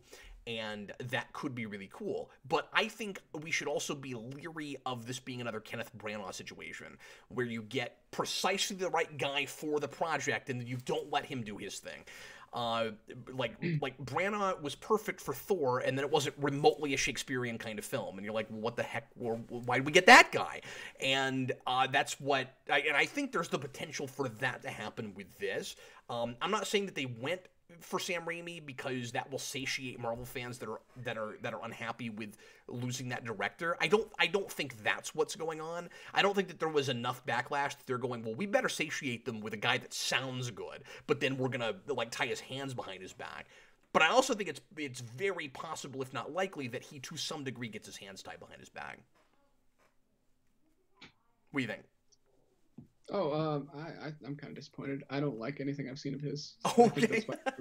Spider-Man movies are terrible, and I think that he did the terrible Oz sequel that was monstrosity. So I'm not excited. Robert Wild makes a good point. He says Sam Raimi has experience with both horror and comedy. His sensibilities might be what Marvel's looking for. I didn't think of that. The idea of that being more of a comedy horror film. And again, who knows how horror-y it will ultimately be, but yeah, that's a guy that's likely to infuse a lot of comedy into that movie, and Marvel really likes having that in most of their films, and that has helped to propel them to the popularity that they're at. So, as much as I wish they would tone some of that down sometimes because I think it gets intrusive, and I was not on that bandwagon as early as a lot of people were, but I think that has absolutely become more of a problem in the last phase or so. Yeah, right. Killed it. I mean, I know a lot of people don't agree with that, but I agree with that. I think that's true, and I just think the wall and it bounces back and hits him in the face. The integration of humor and drama and action in that is it's all over the place. It's not even trying. It's like, oh, it's funny, so yay. I don't know. I don't understand having the most epic and like sad and tragic the stuff, like the most pathos in a Thor movie that is also just like a slapstick comedy. Those two things are not talking to each other and not going together at all, and feels like they're not taking the material seriously. That was always my issue with that. I just don't want to see a bunch more of that. Yeah. If that's what you're going for in the first place, and that's the kind of movie you're making, I could potentially be won over on it, depending on what it is. But that project clearly didn't start at that place. It just didn't make any sense that was the material that we did that with. I've never understood that. So yeah, I don't know. I wasn't going to go on about that, but that's the kind of thing that I'm concerned about moving forward. Certainly, it's so weird that was the director they decided to give full creative control to. It's weird. Yeah. It's weird. I mean, it worked for them. Like, it was amazing. Everybody loves that movie except for us. But somebody says there was a Doctor Strange reference in Spider-Man 2. Coincidence? I think not. Yeah, maybe not. I mean, I don't think he wrote those, but that was Robert Wilde who said that. Incredibles reference. You know who wrote the? You know who wrote Spider-Man 2? The creators of Smallville, or at least one of the creators of Smallville, wrote that movie. Connor Nielsen asks us what our favorite. Who asked me specifically what my favorite Dune book is. I've only read the first book, so I guess I have to say that by default. Yeah, I'll have to ask my wife that because she's read all of them now. Wow, that's cool. She's much cooler than you. That's probably true. It's always true. Our wives are always cool. I will finally get to that eventually. Cap likes my wife more than he likes me. Let's just say it. I like your wife more than I like you? Yeah, definitely. Agreed.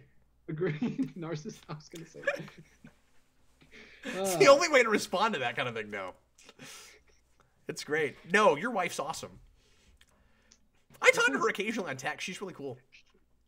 Yeah, she's a friendly gal. What show are you most dreading having to revisit? This is from Robert. Do you mean on Saturday? Yeah, or just in general, I guess. Probably, but yeah, probably Titans. I don't know beyond that. Well, especially because, again, a lot of the stuff I'm watching this weekend is stuff that I've not really seen, so there's not as much revisiting as you would think. But that's the only really bad thing that's on there. What? The Incredible Hulk episode that you're watching. I've heard that's bad. That episode is really bad. I have you slated for that right now. Sweet, I'll watch it with you. It's gonna be terrible. It's like about a woman. I wish they'd put a good one there. But see, I don't know if they picked it because it's bad or if they like it. I don't. It could be two things. It could be that they want us to watch a bad episode, or it could be like that's like the first one they watched as a kid or something, and that they grew up with it and it's really important to them or something. But yeah, I actually have a Marvel Encyclopedia, the Hulk one from back in the day, and there's a list of the top 5 worst episodes, and that's like number 1 or 2. Blue Dragon 5 says he thinks I'm not going to get to his on Saturday, but fingers crossed. Remind me which one is yours, Blue Dragon 5, and I'll tell you if it's currently on the docket. I can't promise anybody's will definitely make it in the rotation. I'll tell you that the majority of it will. But there were more hours of content that were requested than hours we have, which is really cool. I mean, everybody came out and requested stuff for that. And then I wanted to put a few things in it myself also. So if you get bumped because of my choices, I apologize for that. And most of what is getting picked is based on co-hosts I've got. So some people came in, and so I gave all of my co-hosts. We've got like 10 or 12 guys coming in, which is really cool. And I gave everybody the list and let them pick things that they wanted to watch. So a lot of things are getting picked based on what these guys wanted. So, yeah. Yeah, it's really cool. It's going to be awesome. I might pop in, yeah, you picked the Freakazoid episode. That will probably get in there. But yeah, I don't want to promise anything, but I think it's currently on the schedule. But anyway, I'm sorry. What? Does anybody know if Cap's watching The Boys? That's from Solar Dragons. I am not. That was not requested, so I'm not doing that. I'm actually a little surprised that nobody requested that, because that would have been a crazy thing, I'm sure, to make me respond to in real time. Yeah, especially if they did like episode 7. I should have recommended some Umbrella Academy if you want. Oh yeah, we still need to review that. Someday. Oh, we got a super chat from John Ty. Have you seen the 2012 animated Green Lantern show? I'm sorry, I was looking at comments. What was that? Yes, and I reviewed it on the old Omnibus a few months ago and loved it. It's wonderful. Everybody should watch that show. Even if you don't like Green Lantern, watch that. And of course, I'm a big Red Lanterns fan. That came out weird. I'm a big Red Lanterns fan. And yeah, sometimes the live show is like my regular videos, but with all the mistakes left in. You know, like I can't go back in and edit it out, so you just hear what it's like when I'm just making videos. Wow, you're really selling the show. It's like my other content, but with all the mistakes left in. Well, you know, it's live. I can't do anything about it. Like, occasionally you flub up, and you have a nice tie. Look at that. DJ, I like that tie. It's a skinny tie. I like skinny ties. Yeah. No, it looks good on you, man. Yeah, thanks, man. Appreciate it. But, you know, the camera adds 10 pounds, so your skinny tie has 10 more pounds on it. Oh, yeah. It's even skinnier in person. You should come see. I should have showed you my ties when you came. Yeah, I don't think I'm going to drive 12 hours just to see your skinny ties, but if we have plans at some point, you could pull them out when I'm there. Oh, yeah.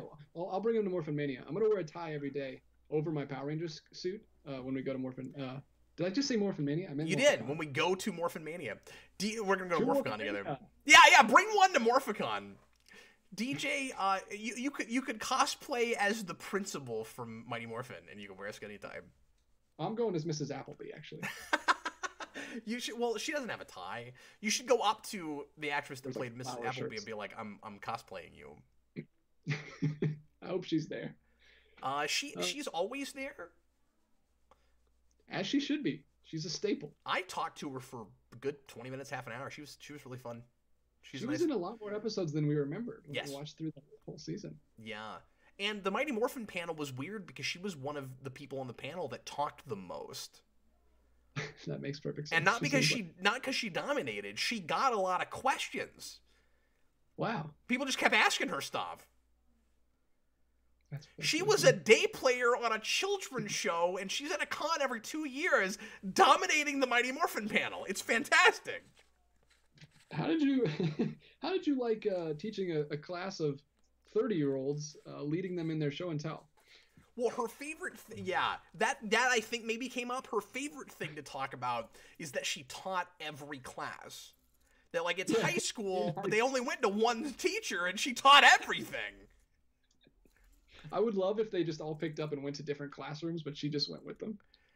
She's a teacher in real life. That's what she does now. Oh wow! I forget what she said inspired. she teaches, but yeah, she is a teacher. Somebody else said you were quiet tonight. I'm wondering if man, is that still happening? I'd like to take this moment to say, I think maybe she was teaching acting or something. I can't remember. I forget what she said she taught, but teaching Apple. I think it had something to do with the stage, but I may be wrong. Okay. Well, John Ty gives us another search. Have you guys seen the 2003 TMNT show? Yes, and it is fantastic.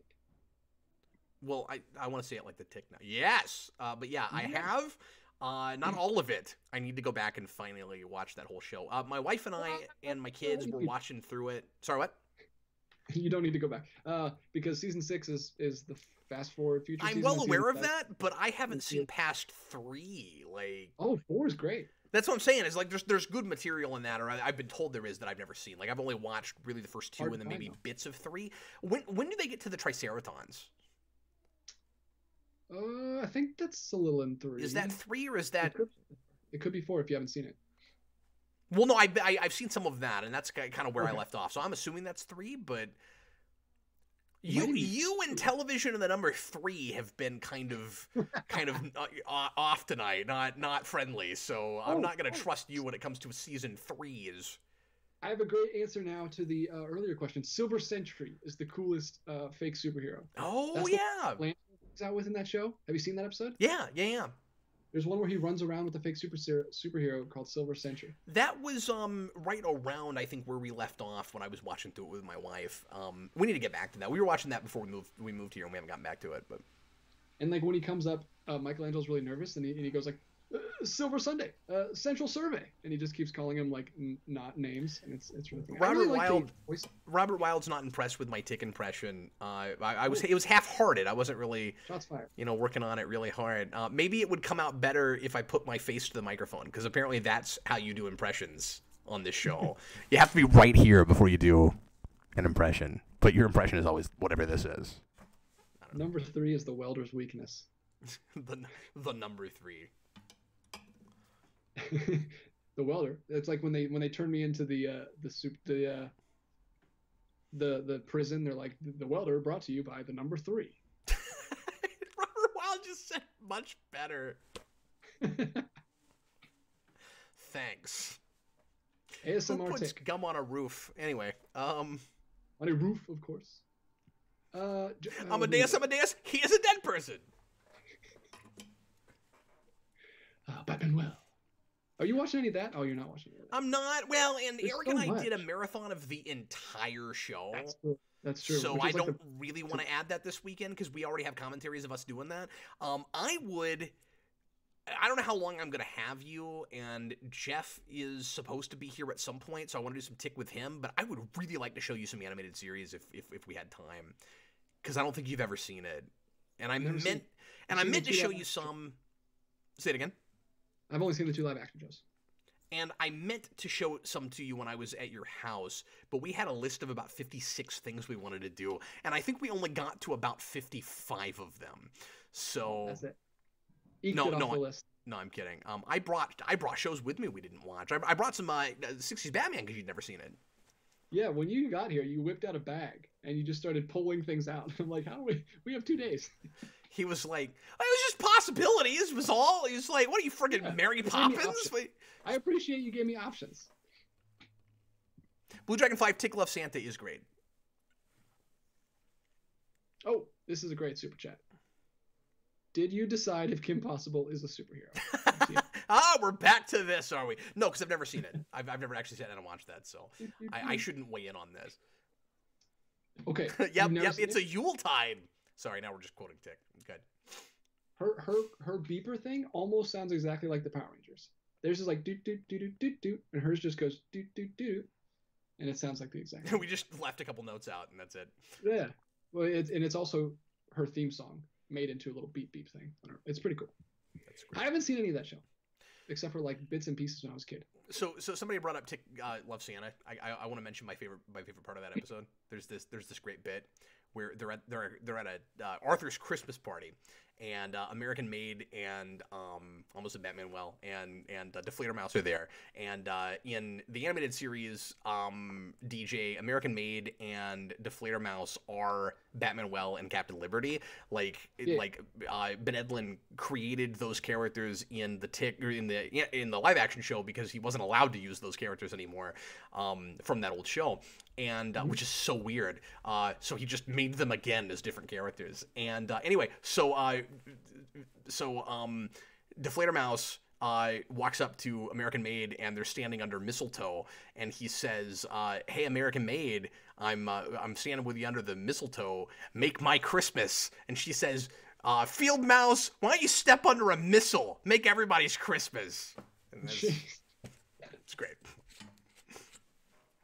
Well, we've got another super chat from John Ty. Thank you, John Ty. What's up, man?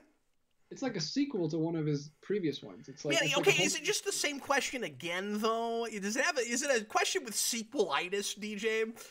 It has 3 words changed, and it has a date changed, but it's like a Home Alone 2 version of his last question. Oh man! All right, let's do it. He says, in 2017, you and Eric reviewed My Hero Academia manga. Did you continue reading it? No, I haven't. That is another thing that I would like to get back to at some point. I don't do enough stuff that's not for the channel, and I just wasn't going to continue reviewing that, so I haven't got back to it. The only thing that I've seen is there's like a My Hero Academia fan film that's on YouTube. That's like some of the craziest, awesomest fight scenes I've ever seen. Really? Wow. And it's so good. You should watch it. And it's the guy who plays the main character is the stunt double for Black Panther in the MCU. He's really cool. Interesting. So yeah. Solar Dragon 007 also wants me to watch One Punch Man. I realized recently that, quick plug for this if you guys don't know about it because it's really cool. There is an Adult Swim app that is free, and it streams a whole bunch of stuff, including some of One Punch Man and My Hero Academia, although I don't know how much of that you have to have a cable subscription to watch and how much of it is just there, but they have some shows where they have the entire show where you can just watch them and you don't have to have a cable subscription or anything. All of Space Ghost Coast to Coast is there, and that is significant because after the first couple of seasons, the releases for those were print on demand only, which makes them very rare and difficult to get because they're no longer printing them on demand. So some of Space Ghost Coast to Coast is just unbuyable. And for the longest time, there was no way to watch it. And when, unfortunately, C. Martin, I think his name, Crocker died, who was Zorak, as a tribute to him, Cartoon Network put that entire show up. So there's some stuff like that on that app that's really cool, and you don't have to pay for it. So I wanted to mention that. I just put the link to that in the chat if anyone wants to check it out. I didn't know I could put links in the chat. That's pretty cool. I didn't know you could do that either. You know what? I think we can do it, but the viewers can't. Okay. I think it's called My Hero. Yeah, I think we can. The mods can do it. Oh, that's cool.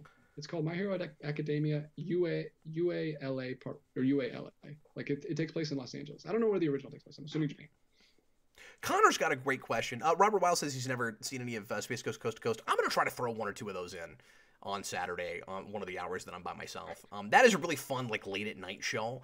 I'm going to put some weird stuff on late at night when I'm getting really, really tired and I don't want to be insightful. I'm gonna throw some strange things on. If I do any Teen Titans Go, that's where I would put that too. I probably won't do that show, but I could. Anyway, I want to ask or answer a question that Connor just put out because I like it. Captain DJ, what are activities you enjoy to avoid burnout from geeky escapades? I, for one, enjoy working on cars. And I didn't know that about you, Connor. I didn't know that you worked on cars. That's really cool. You have to tell me about that sometime, because I'm not a car guy, and I'd love to know what exactly you do and learn more about that. But this is a thing that I definitely do. Sometimes it's nice, because most of the things that I consume, I end up reviewing, and these days I'm better about it than I used to be. I will sometimes finally just watch a TV show or watch a movie and won't necessarily feel the need to turn on a camera and talk about it. But still, the majority of stuff, probably 80% of what I consume, I'm still reviewing.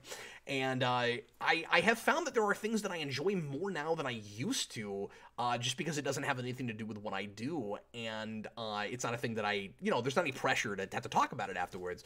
And one thing that I do a lot to avoid the geeky burnout thing, and this is still geeky, but it's not like the stuff I talk about on the channel, I listen to and watch a lot of podcasts and videos about classic and vintage video games. That's a thing that I do a lot of, and I'm a lot more knowledgeable on than I ever used to be, and not a thing that I talk about a whole lot on the channel. It comes up, but it's not like my big main bread and butter. And then sometimes certain books that I read and stuff. Yeah. Do you have one, DJ? I like to get moving. If I'm not watching something, I like to be on my feet. I like to work out a lot. I like to lift weights and do my martial arts training. I like tricking. Tricking is my sport. If you don't know what tricking is, look it up. It's awesome. Martial arts tricking. I do that outside a lot in the grass, or I go to an open gym session with some of the guys here in the city. I like to hike. Pretty much anything outside. Okay, if you need a totally non-geeky one, because people are saying, well, Cap, that's pretty geeky. Yeah, I know it is, but it's not the thing I'm always doing. Another one, and this goes in spurts. I don't know if I've ever revealed this. DJ, I like to watch well, you know what? That is one of the big ones, isn't it? Basketball. Yeah. No, that's right. I didn't even think about that. Yeah, I follow college basketball now and have been doing that for a couple of years.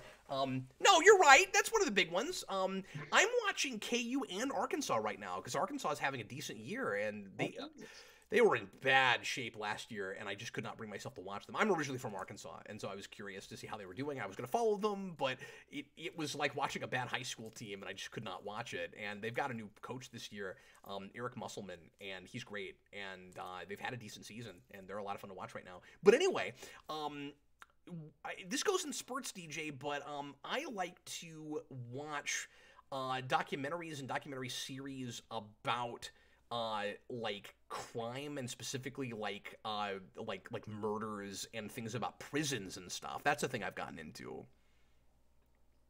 Interesting. I don't know why. My wife is a huge true crime fan. Yeah, I know she is.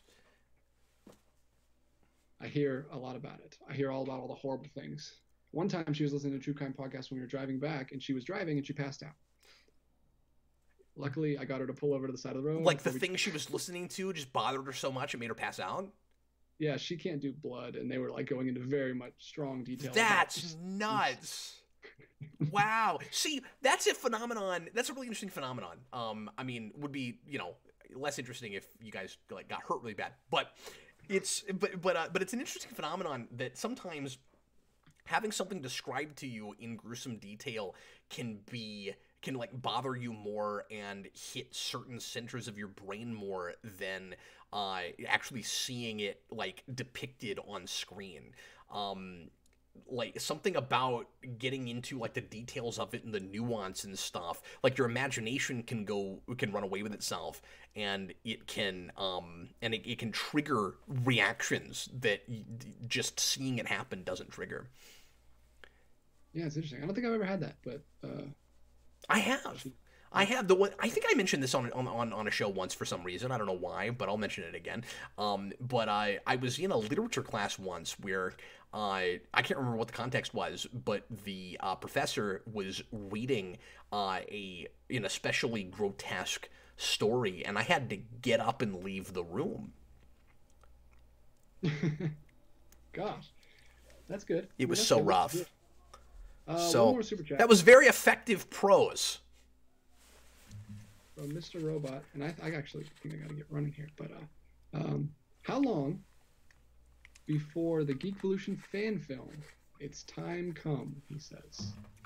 Well, I feel like a Geekvolution fan film, just going with like literally what you said, would have to be made by someone else by definition. Yeah, that's not me. You know, someone else would have to make the Geekvolution fan film. But I have considered making fan films here and there. I mean, Spawn Year was a lot like making a fan film because of some of the costume work and stuff in that. But Pierce and I have talked for years about doing a Batman thing. We've just never gotten around to it. Well, DJ, do you need to get going? No, I mean we can. What we got? Like 9 minutes left. I mean, I'm out of super chats, and I'm out of. I have a couple more pre-written. Let's do a couple more pre-written. Oh, okay. I thought maybe you were needing to go right away. Okay. Somebody asked me. This was an interesting thing. Somebody said, I'm surprised Cap doesn't have a southernish accent. Yeah, when I used to, and whenever I go back down south, it comes back some. And I've got a little bit of a twang in me for a few days, even coming back.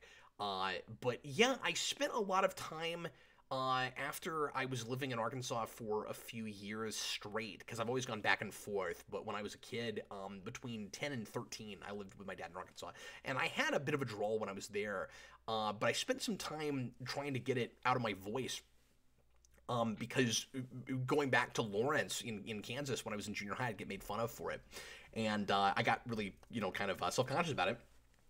Worked it out of my voice, and I wanted to sound smart. I wanted to sound intellectual. I kind of wish I still had it, to be honest with you. Like, I don't know. It makes you sound friendly. I still wish I had like a little bit and less pretentious. I think without it, I sound a little pretentious sometimes. So I don't know. I kind of miss the accent.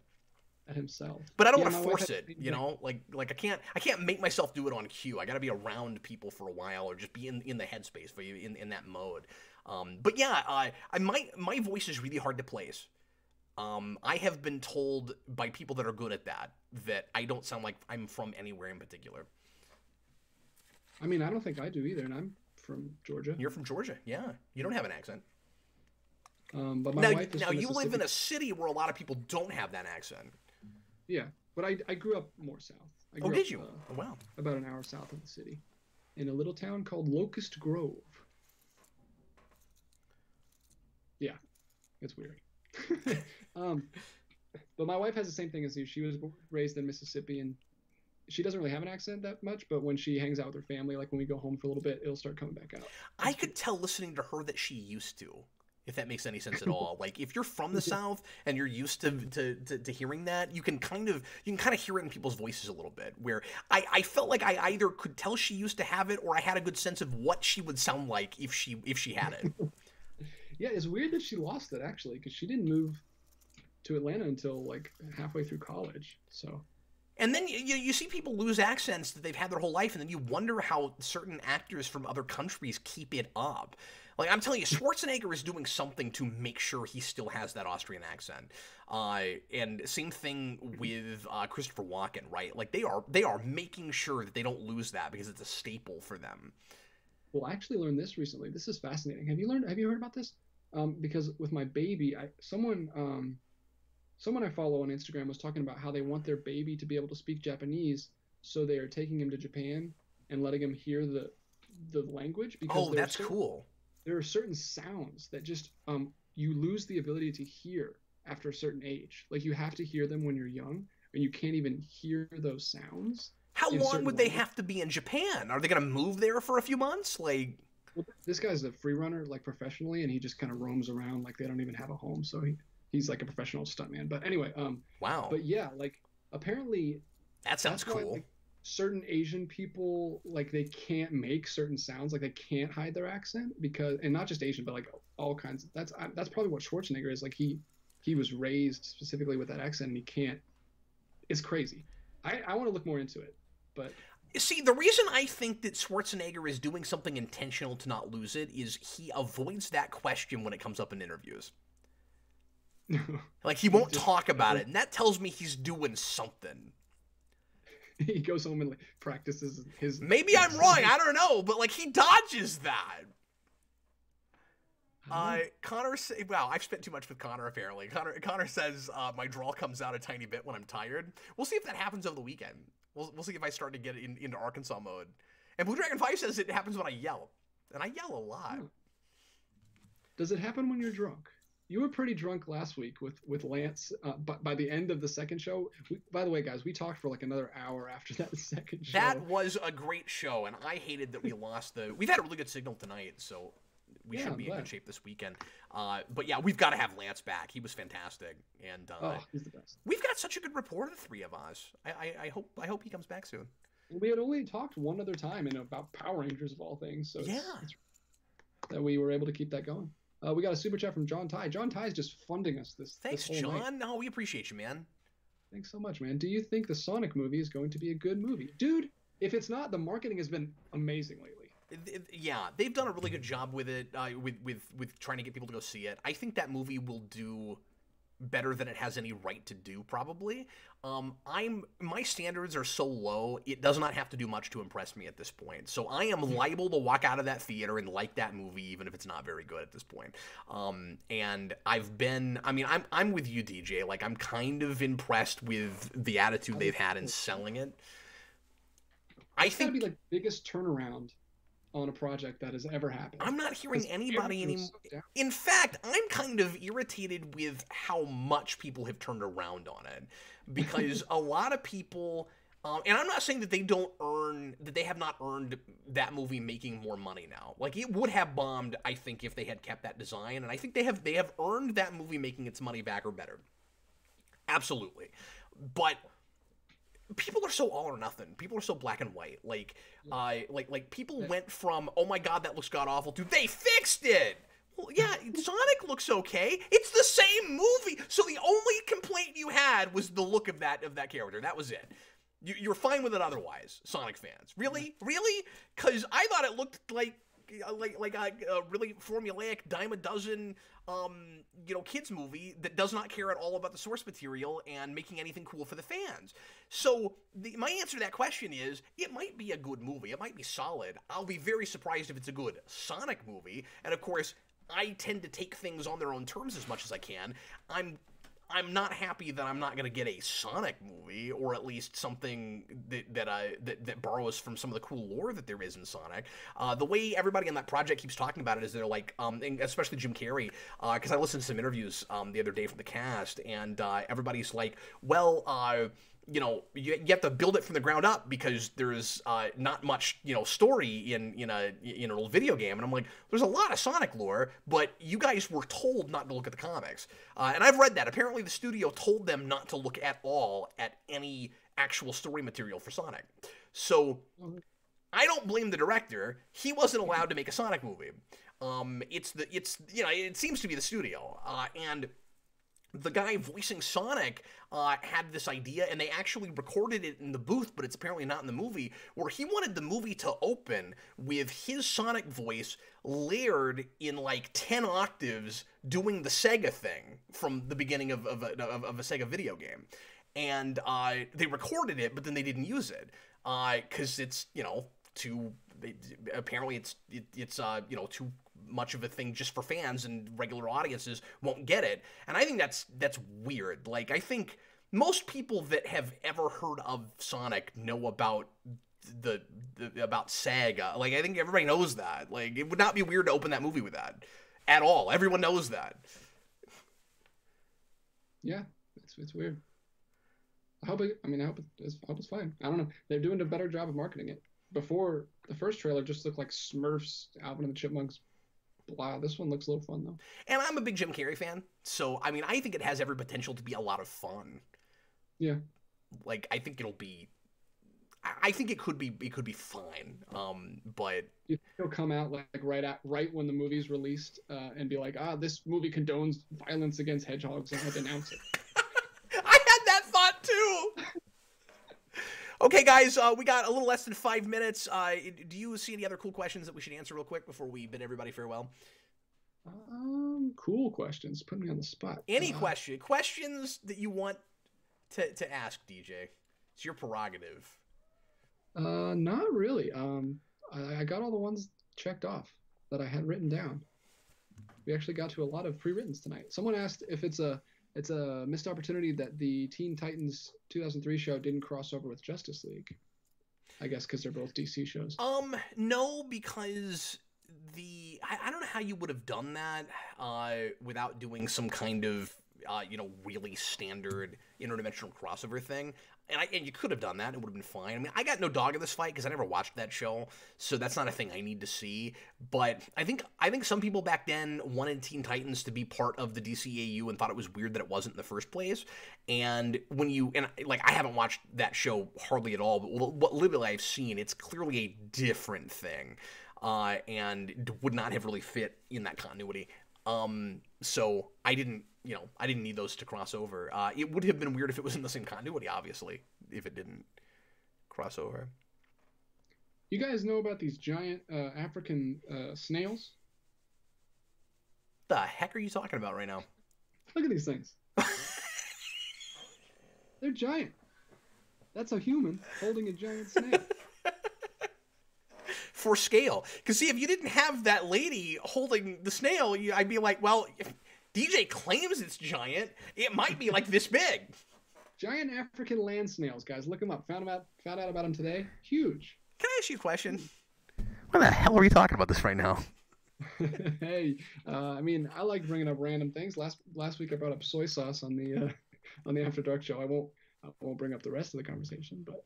Oh, Robert Wild wants to know what episode I'm watching of Teen Titans. I have to go look real quick. Give me a second.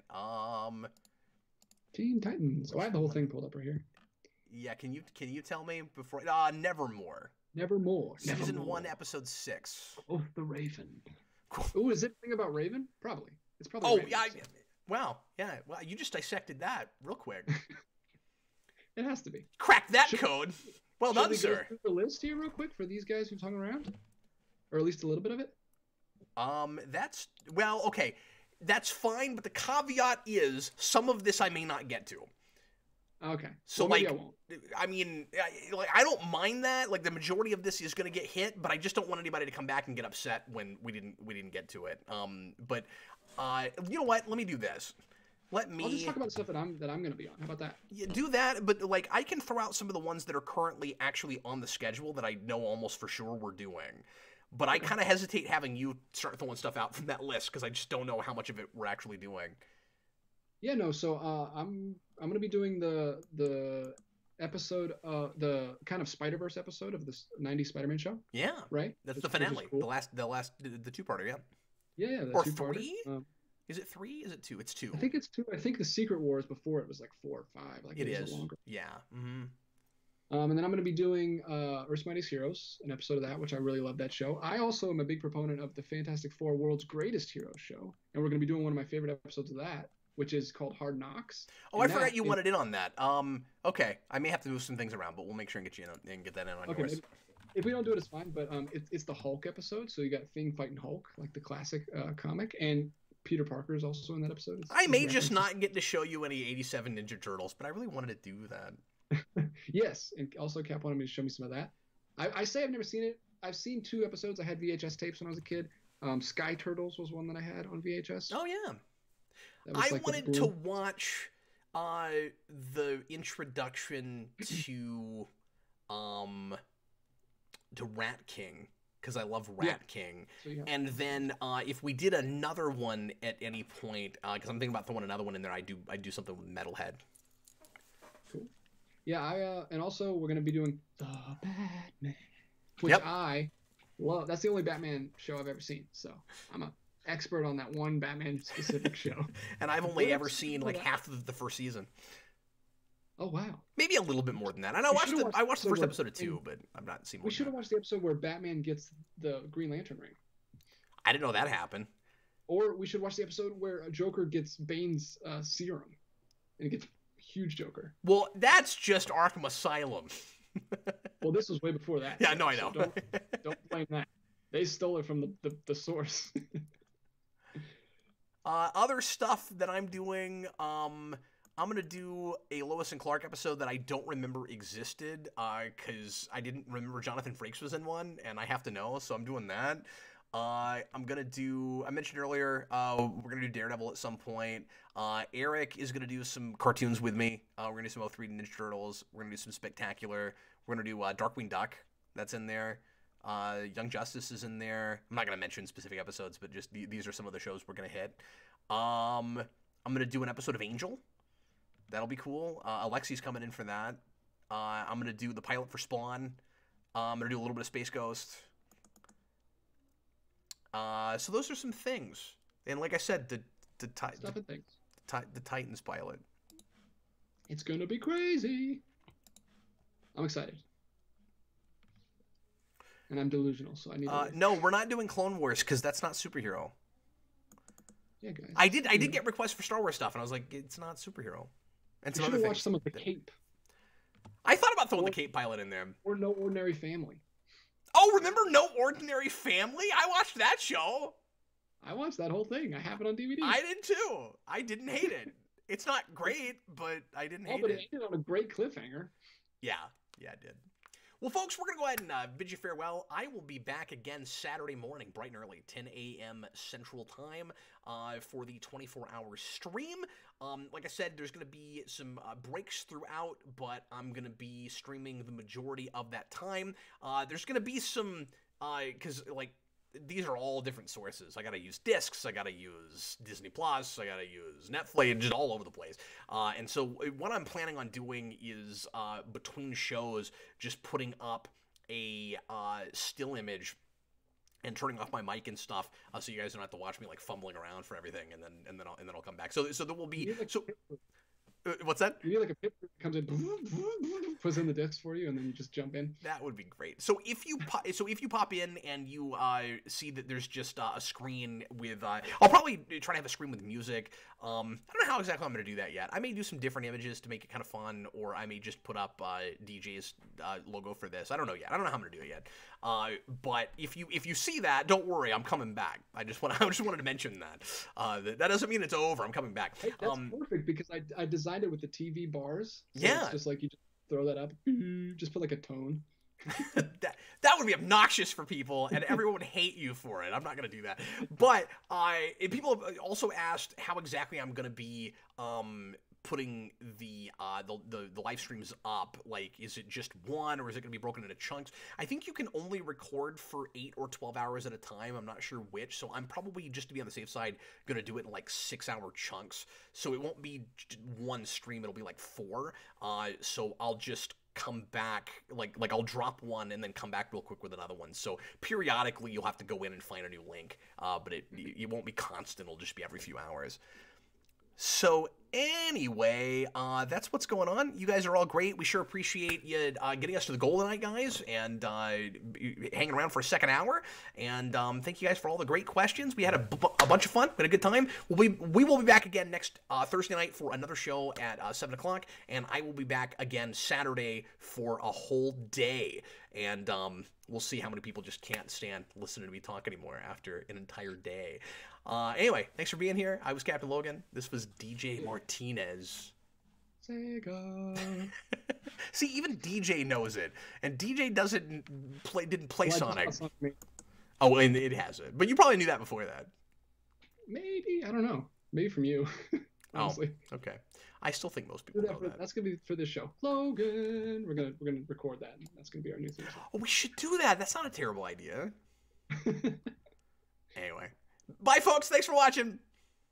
See you later. Salut,